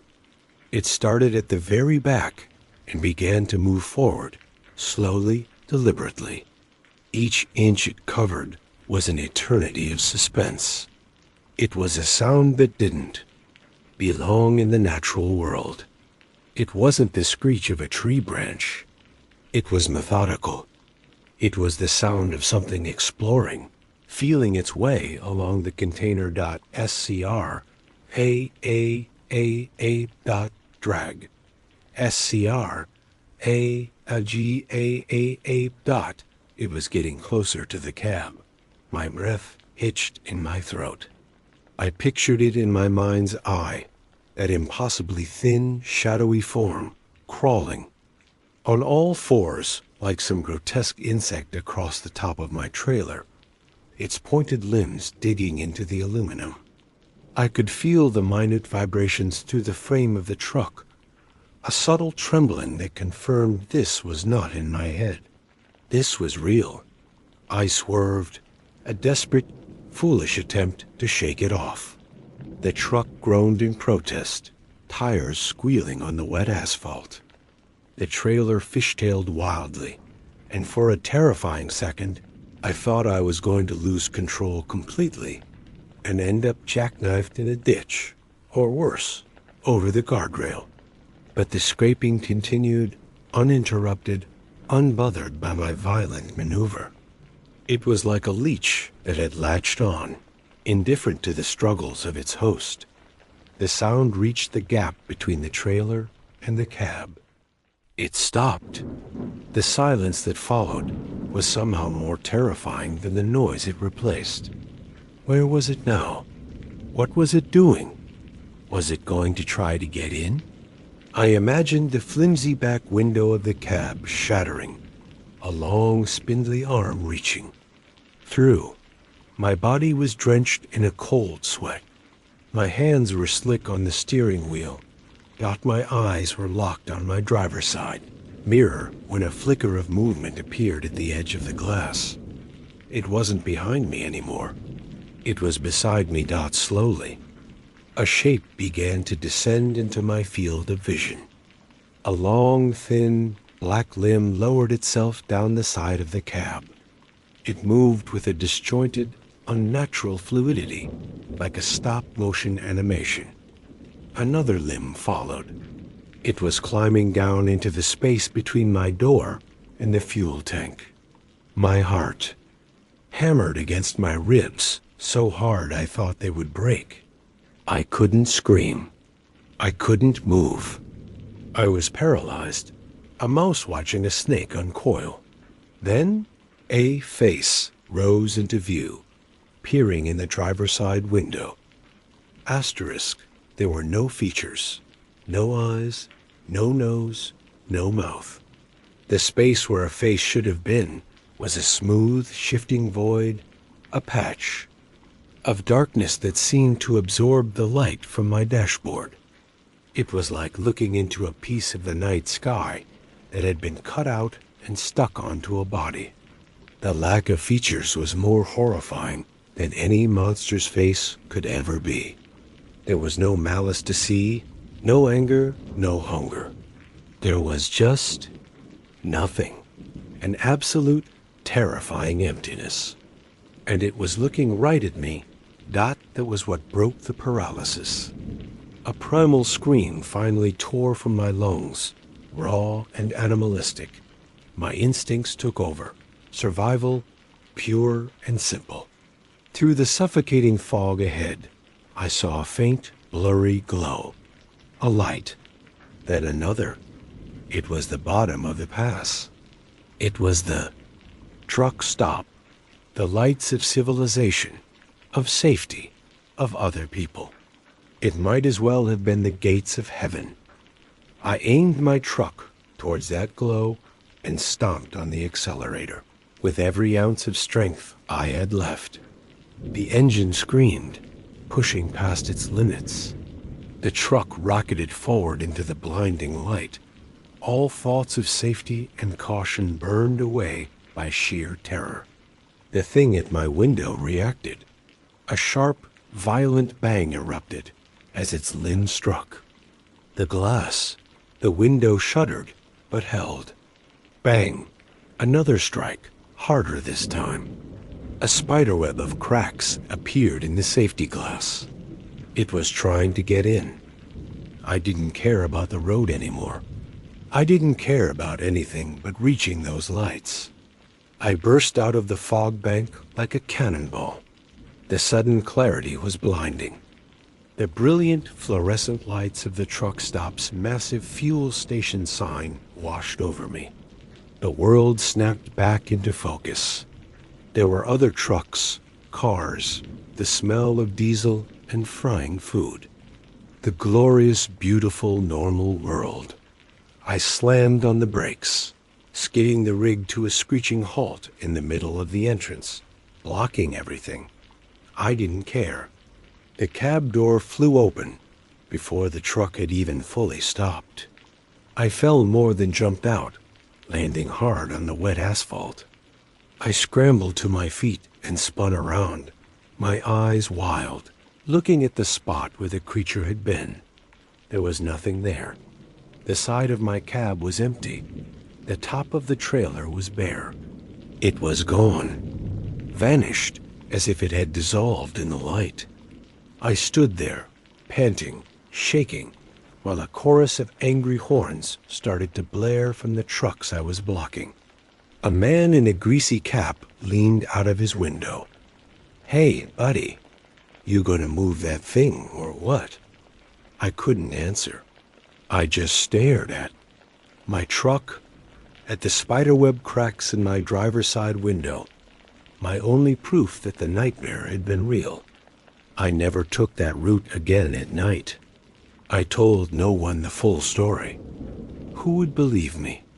They'd say I was tired, that I'd imagined it. But you don't imagine a cracked window. You don't imagine the feeling of that cold, silent void looking at you. Some things that happen on the road, they don't fit into any category. They just leave a scar. And some nights, when the fog rolls in, I can still feel it. Story 7. My name is Benjamin Carter, though most people on the road just know me as Ben. For the better part of 2 decades, I've made my living behind the wheel of an 18-wheeler. It's a solitary life, but an honest one. You see more of the country in a year than most people do in a lifetime. A sprawling, endless panorama of asphalt, diners, and way stations. You learn the rhythms of the road, the hum of the engine, the specific groan the trailer makes when it's loaded. Down with California produce heading east. You become a connoisseur of sunrises over the Rockies and sunsets that bleed across the flat plains of Kansas. You also learn about the darkness, the kind that isn't just about the absence of light. The interstate system is the circulatory system of America, and I've been a blood cell in its veins for 20 years. I've hauled everything from lumber to livestock, from sensitive electronics to cheap plastic toys. I've navigated blizzards in Wyoming that turn the world into a swirling vortex of white, and I've endured the blistering, suffocating heat of the Mojave Desert in July. I've seen accidents, some of them horrific. I've seen desperation in the faces of stranded motorists, and a particular kind of wildness in the eyes of folks who live just a little too far from civilization. I thought, with all my years and all my miles, that I'd seen everything the American road had to offer. I was wrong that my route that week was a familiar one. A cross-country haul from Oakland to Chicago. The rig was running smooth, a gentle giant purring under my control. The freight was non-perishable goods, so the deadline was comfortable. It was the kind of job I liked long, quiet stretches of road where I could let my mind wander, listening to talk radio or old country music. The leg of the journey that took me through Nevada and into Utah on Interstate 80 is notorious among truckers. It's not just long, it's profoundly empty. It's a place where the sky feels too big and the earth too barren. For hours, the landscape is a monotonous scroll of sagebrush and distant, hazy mountains that never seem to get any closer. Towns are few and far between, tiny specks of light that appear on the horizon and are gone in the blink of an eye. It's a stretch of highway that tests your endurance, not with traffic or treacherous turns, but with sheer, soul-crushing desolation. It was on this stretch, as the sun began its slow, majestic descent, painting the western sky in fiery shades of orange and purple, that my comfortable routine was shattered. The world was cast in that strange, ethereal glow of dusk, where shadows stretch and shapes begin to lose their definition. I was somewhere in eastern Nevada, the mile markers ticking by with hypnotic regularity. My world was the cone of my headlights, cutting through the growing twilight and the endless ribbon of blacktop ahead. And then I saw her. She was standing on the shoulder, just at the edge of the gravel, where it met the dry, cracked earth. My foot instinctively eased off the accelerator. It was a little girl. She couldn't have been more than 7 or 8 years old. She was wearing a simple canary yellow summer dress, the kind with little frills on the sleeves. In the dimming light, The color was shockingly vibrant against the muted browns and grays of the desert. In her arms, she clutched a warm brown teddy bear. She was perfectly still, not waving for help, not crying, just standing there. Watching the highway dot my mind, conditioned by years of practical problem solving, immediately began to cycle through the possibilities. Breakdown. That was the most logical explanation. A family car must have died, maybe just over the small rise I could see a mile or so ahead. Maybe her parents had sent her back to flag someone down. A terrible idea in this light, but people do foolish things when they're panicked. Or worse, an accident. A car could have gone off the road, rolled into one of the shallow ravines hidden by the sagebrush. My heart rate began to climb. I scanned the vicinity as I slowed the massive truck. Nothing. There were no cars pulled over on the thea. Shoulder. No flickering hazard lights in the distance. No plumes of smoke. There were no houses, no intersecting roads, not even a cattle fence. There was just the highway, the desert, and the little girl. A cold knot of unease began to tighten in my stomach. Something was profoundly wrong with this picture. The solitude? That had been a comfort moments before now felt menacing, oppressive. The sheer impossibility of her presence was a physical weight that my first instinct was to pull over, to get out and help. But another, more primal instinct screamed a warning. I was a big guy, a trucker, a lone man pulling a massive rig over four, a small child on a deserted road. The optics were bad, and the potential for misunderstanding or danger was high. What if this was some kind of setup? It wasn't unheard of. Robbery crews had used all sorts of ruses to get truckers to stop in isolated areas. But one look at that small, static figure, and the theory felt absurd. She was just a child. She looked lost and terribly alone. Not my responsibility as a citizen, as a decent human being, outweighed my professional caution. But the safest, most effective thing I could do wasn't to stop myself, but to get official help, and fast. I grabbed the mic from my CB radio, my hand slick with a sudden sweat. Then I hesitated. The CB was a party line, full of chatter and characters. This felt too serious for that. I needed professionals. I put the CB down and picked up my phone, my thumb fumbling for a moment before dialing 911. The call connected, rerouted to the Regional Highway Patrol dispatcher. Highway Patrol, what's your emergency?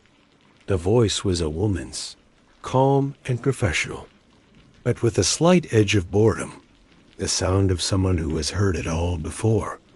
Yeah, my name is Ben Carter. I'm a truck driver on I-80, eastbound, I said, trying to keep my own voice steady. I'm at mile marker 158. Look, I see a child on the side of the road. A little girl, all by herself. There was a pause. On the other end, I could hear the faint click of a keyboard. Okay, sir. Mile marker 158. Can you describe the child? She's small, maybe 7, 8 years old. She's wearing a little yellow dress, and she's holding a teddy bear.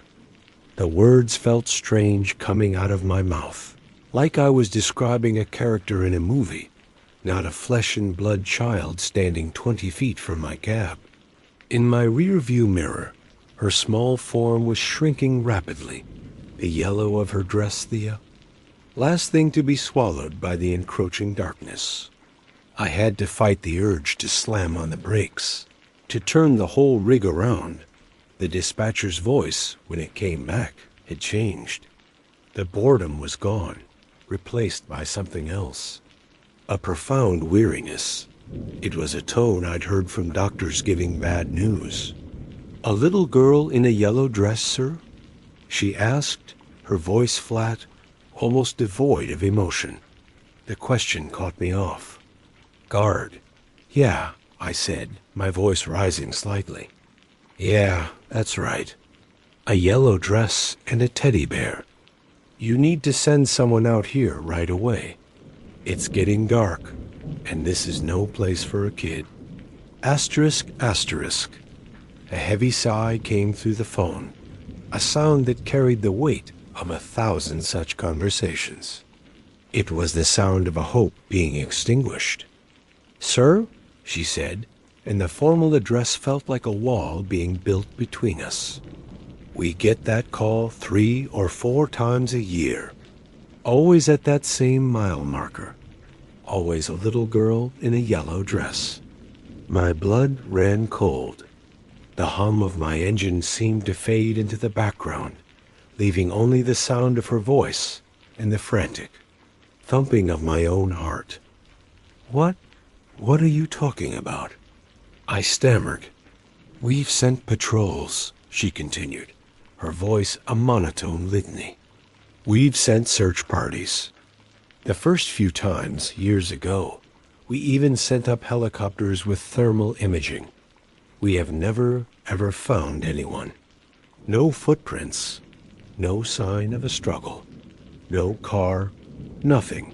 We've never found a single trace of a little girl in a yellow dress at mile marker 158. Asterisk, the phone line went dead, but I kept the receiver pressed to my ear. The silence that followed was more deafening than any noise. The dispatcher's final words echoed in the cramped space of my cab, looping over and over again, each repetition stripping away another layer of my composure. "We have never, ever found anyone." It was a statement of fact, delivered with the finality of a death certificate. For a long moment, I just drove.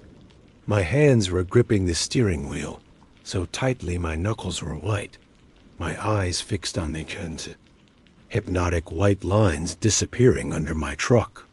The vast, empty darkness outside the windows felt like it was pressing in, suffocating me. The world had tilted on its axis. The solid, dependable reality I had known for 20 years on the road had cracked, and something cold and ancient was seeping through. I tried to rationalize it. It had to be a prank. A coordinated hoax by a bunch of bored locals with a CB radio. And too much time on their hands. Or maybe the dispatcher was mistaken. Or maybe she was the one playing a cruel joke on a tired trucker. But her voice, that tired, resigned voice, held no hint of malice. It held only the weight of a mystery she had long since given up trying to solve. I was just the latest in a line of unseen, unheard witnesses to a ghost story that the Highway Patrol had filed away under unexplained phenomena. The image of the girl burned behind my eyelids. The yellow dress, the teddy bear, the way she just stood there, so still, as if waiting for a ride that would never come. It wasn't just something I saw. It felt like something I had experienced, a memory that had been branded directly onto my soul. Was she a ghost? The logical part of my brain, the part that calculated fuel mileage and checked tire pressure, recoiled from the word. Ghosts were for campfires and late-night movies, not for professional drivers on a federal interstate. But what other explanation was there? My heart was still hammering against my ribs. I felt a desperate, primal need for light, for noise, for people. The solitude of the cab, once my sanctuary, had become a cage. I looked at the map. The next town of any significance was Elko, still a good hour and a half away. It might as well have been on the other side of the moon. Driving through the Nevada night, The landscape that had once been boringly desolate now seemed actively malevolent. Every twisted sagebrush looked like a hunched figure. The distant, dark mountains on the horizon were like sleeping, monstrous beasts. I turned the radio on, cranking up the volume until a country singer's lament about lost love filled the cab, a flimsy shield against the oppressive silence. It didn't help. The singer's voice felt hollow, a ghost in its own right, unable to drown out the dispatcher's words. When the lights of Elko finally appeared, a hazy glow on the horizon, I felt a wave of relief so powerful it almost made me dizzy. I pulled into the first big truck stop I saw, a sprawling island of light and diesel fumes called the Wanderer's Rest. I didn't even bother to find a spot in the back with the other long haulers. I parked the rig in a spot right up front, under the harsh glare of a security lamp, as if its artificial daylight could ward off the shadows that had followed me here. For a while, I just sat there, the engine ticking as it cooled. The familiar sights and sounds of a busy truck stopped the hiss of air brakes, the murmur of conversations from the diner, the clatter of fuel pumps were usually just background noise. Tonight, they were a lifeline. I finally unglued myself from the driver's seat and stumbled into the 24-hour diner. The place was brightly lit, smelling of stale coffee, bacon, and disinfectant. It smelled real. It smelled sane. I slid into a booth, my body feeling heavy and old. A waitress with a kind, tired face and a name tag that read Brenda came over and poured me a coffee without me even having to ask. "Rough night, honey?" she asked, her voice raspy from years of talking over the diner's din. I must have looked. As bad as I felt, you have no idea. I managed to croak. My own voice sounded strange to me. I nursed that coffee for what felt like an hour, just soaking in the mundane reality of the place. But the question was burning a hole in my mind. I had to know. I couldn't be the only one. The dispatcher said they got the call a few times a year. Truckers talk. Stories get around. A legend like that, it would have a name. I saw an old-timer sitting at the counter, a man whose face was a roadmap of wrinkles, and whose flannel shirt looked like it had been his companion for 1,000 journeys. He had the quiet, observant look of a man who had seen it all. Taking a deep breath, I left my booth and sat on the stool next to him. "Evening," I said, trying to sound casual. He nodded at me, taking a slow sip of his coffee. "Evening." "Name's Ben," I said, extending a hand. He shook it. His grip was firm, his hand calloused. "Call me Sal," he grunted. "Sal," I started, my voice dropping lower. "Can I ask you something? Might sound crazy." He gave a dry chuckle. "Son, I've been driving this country since before the interstates were even finished. There ain't much I haven't heard. Try me. You ever hear any stories about I-80? East of here, around mile marker 158? Sal stopped stirring his coffee. He didn't look at me. He just stared into his cup, as if seeing something in the black liquid. The whole diner seemed to fade away. It was just me and him at the counter. "Some stories are just stories," he said quietly, "and some are landmarks, part of the road itself. You're talking about Yellow Dress Annie." The name hit me like a punch to the gut. Yellow Dress Annie. It was real. It had a name. My throat went dry. "So you've heard of her?" Sal finally turned to look at me, and his eyes, clear and sharp, held a deep sadness. Heard of her? Hell, son, I saw her. Once, back in '88, scared me so bad, I damn near jackknifed my rig. Same as you, I'd wager. Dusk, little yellow dress, teddy bear. My God, I wasn't crazy. I wasn't alone. What is she? I whispered.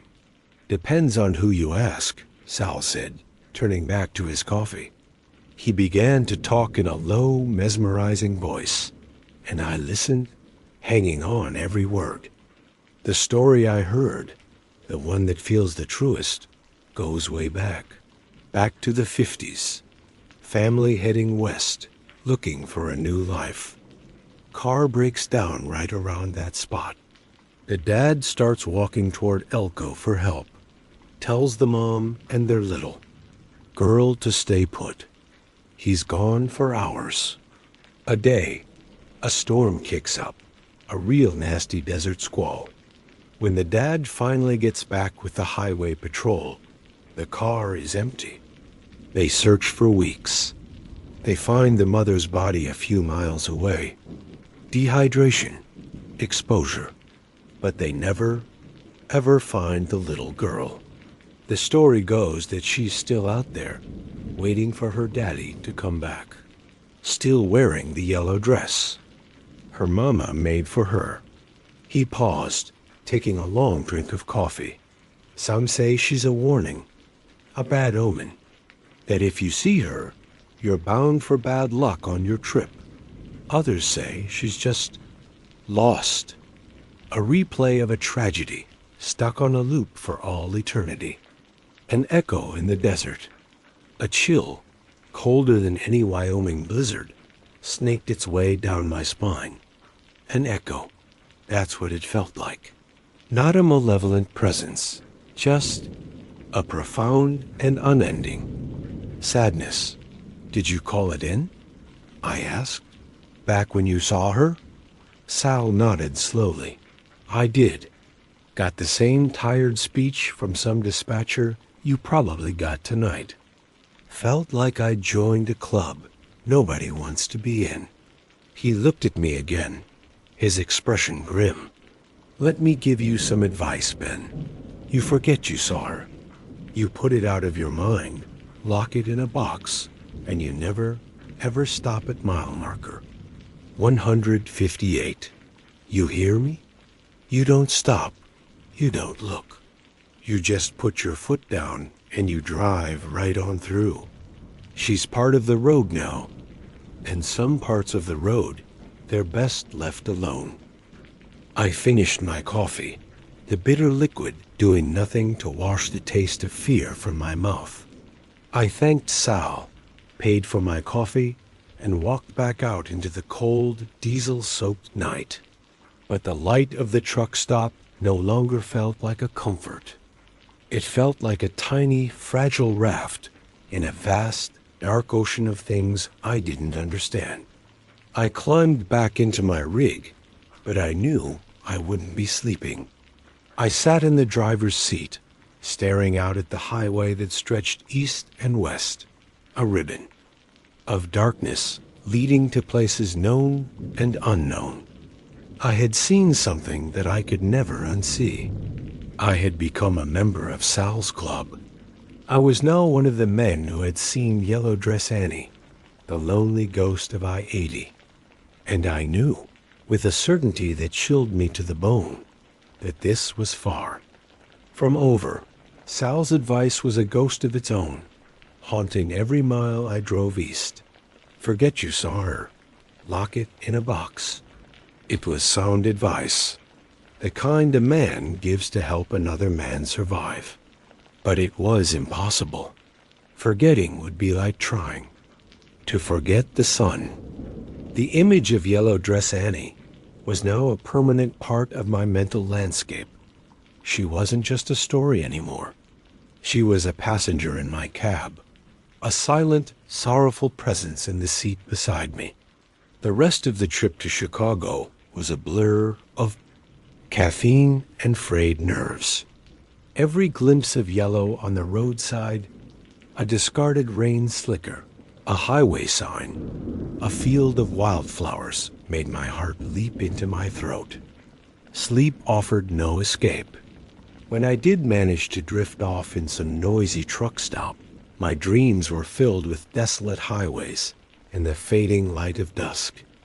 I delivered my load in Chicago ahead of schedule, the urgency to keep moving anew frantic, energy thrumming in my veins. My hope was to get a new assignment, something heading south or east again, anywhere but back through that godforsaken stretch of Nevada.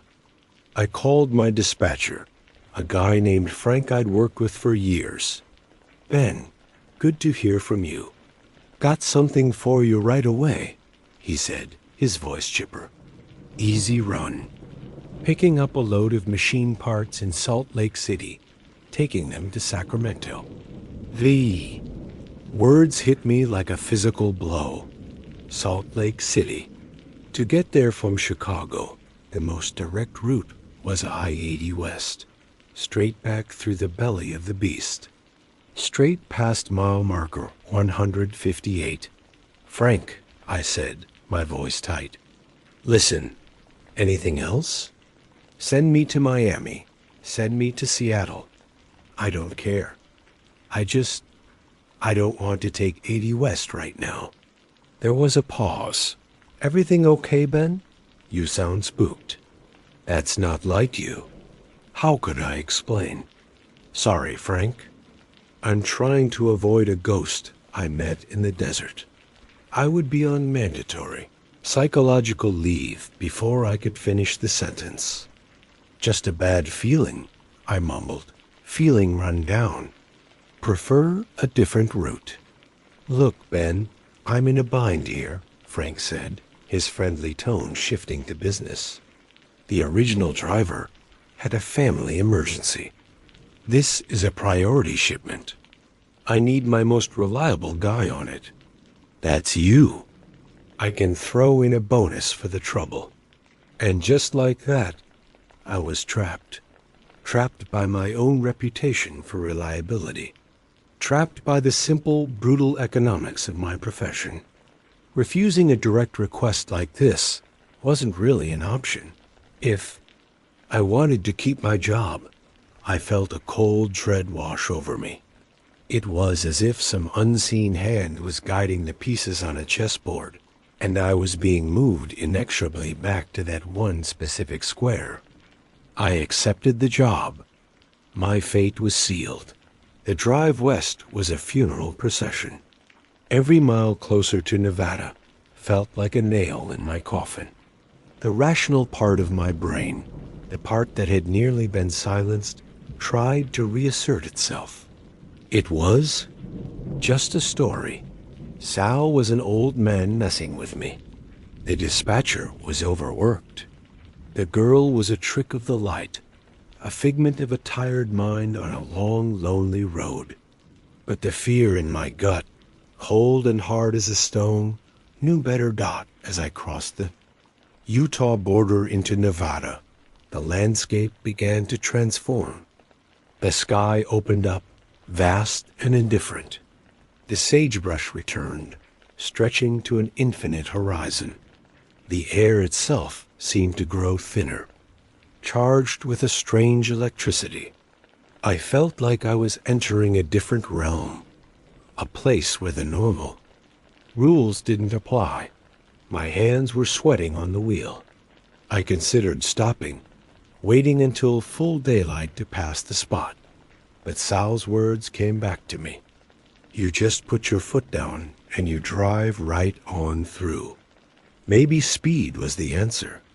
Maybe I could outrun the memory, outrun the ghost. The mile markers began their grim countdown. 165, 162, 160. My entire body was tense, a coiled spring-off. Anxiety. I glued my eyes to the road ahead, refusing to look at the shoulder. My foot pressed harder on the accelerator.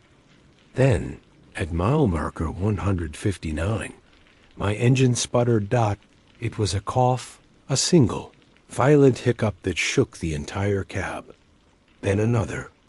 The check engine light, a symbol I hadn't seen illuminate in years on this reliable rig, flashed on, angry and yellow. My speed began to drop. I pumped the accelerator frantically, pleading with the truck. No, no, no, no, not here, not now. The engine died. The sudden, overwhelming silence was punctuated only by the whine of the tires on the asphalt. As the truck coasted to a stop, I wrestled the wheel, pulling the massive, dead machine over to the shoulder. It rolled to a halt with a final, shuddering sigh. I looked at the dashboard.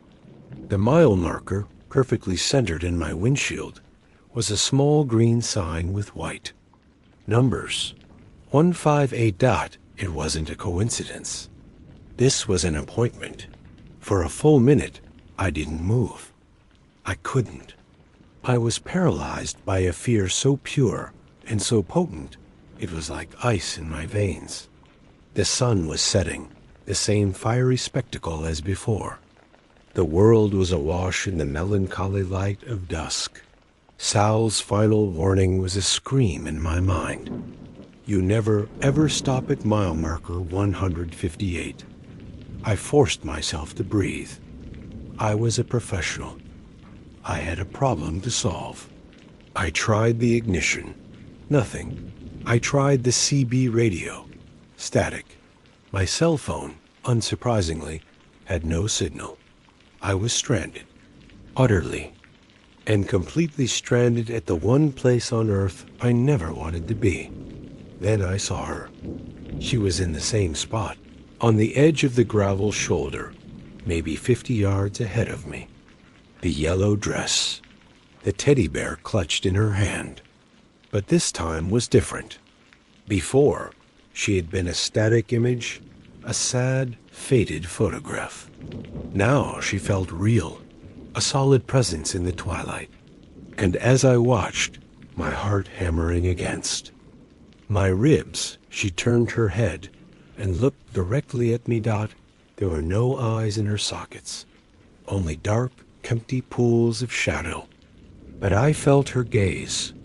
It was a look of profound, bottomless sorrow.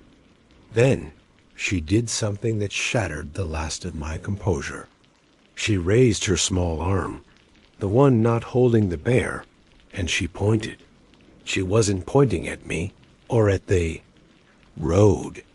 She was pointing out into the desert, away from the highway, toward a small, unremarkable cluster of saltbush and rock, about 100 feet from the road.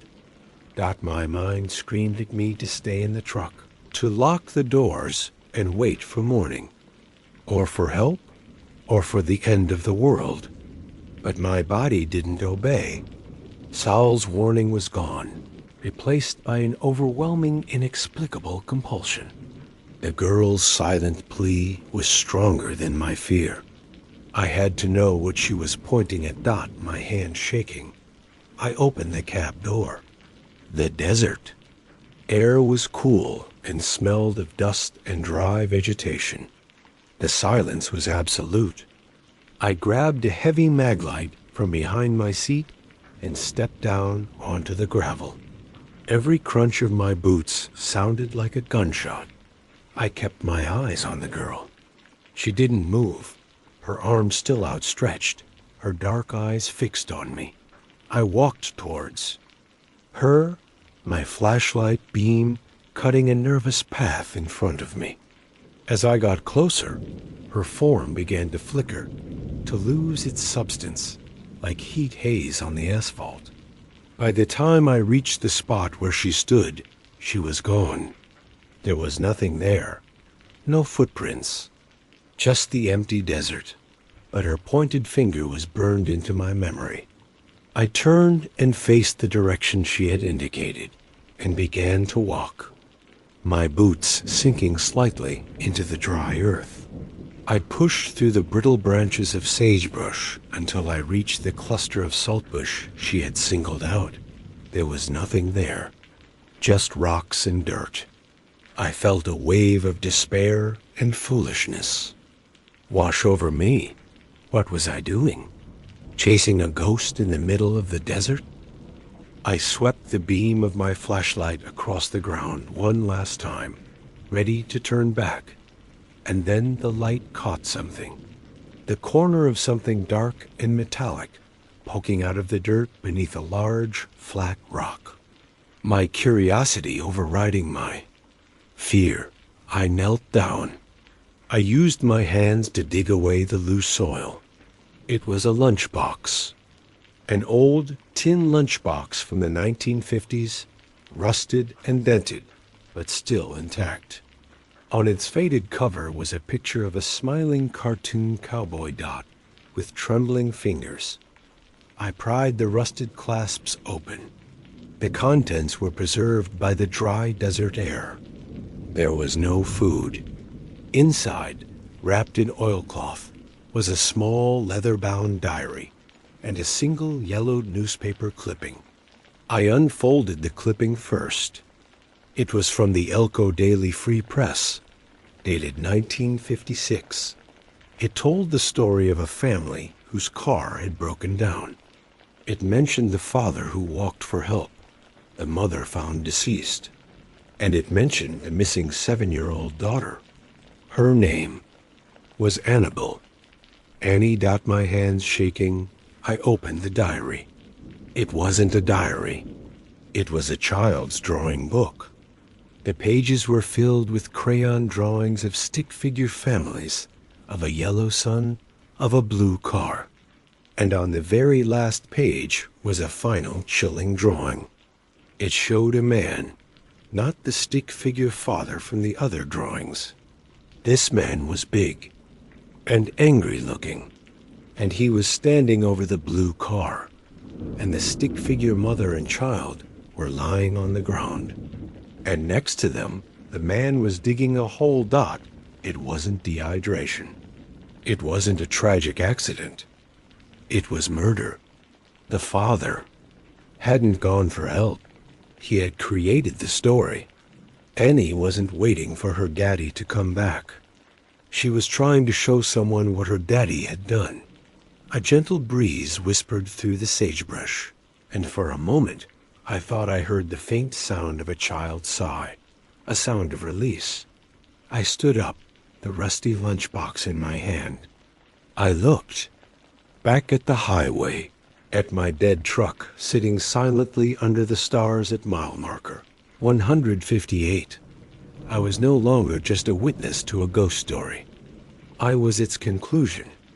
I walked back to the truck, the fear gone, replaced by a grim sense of purpose.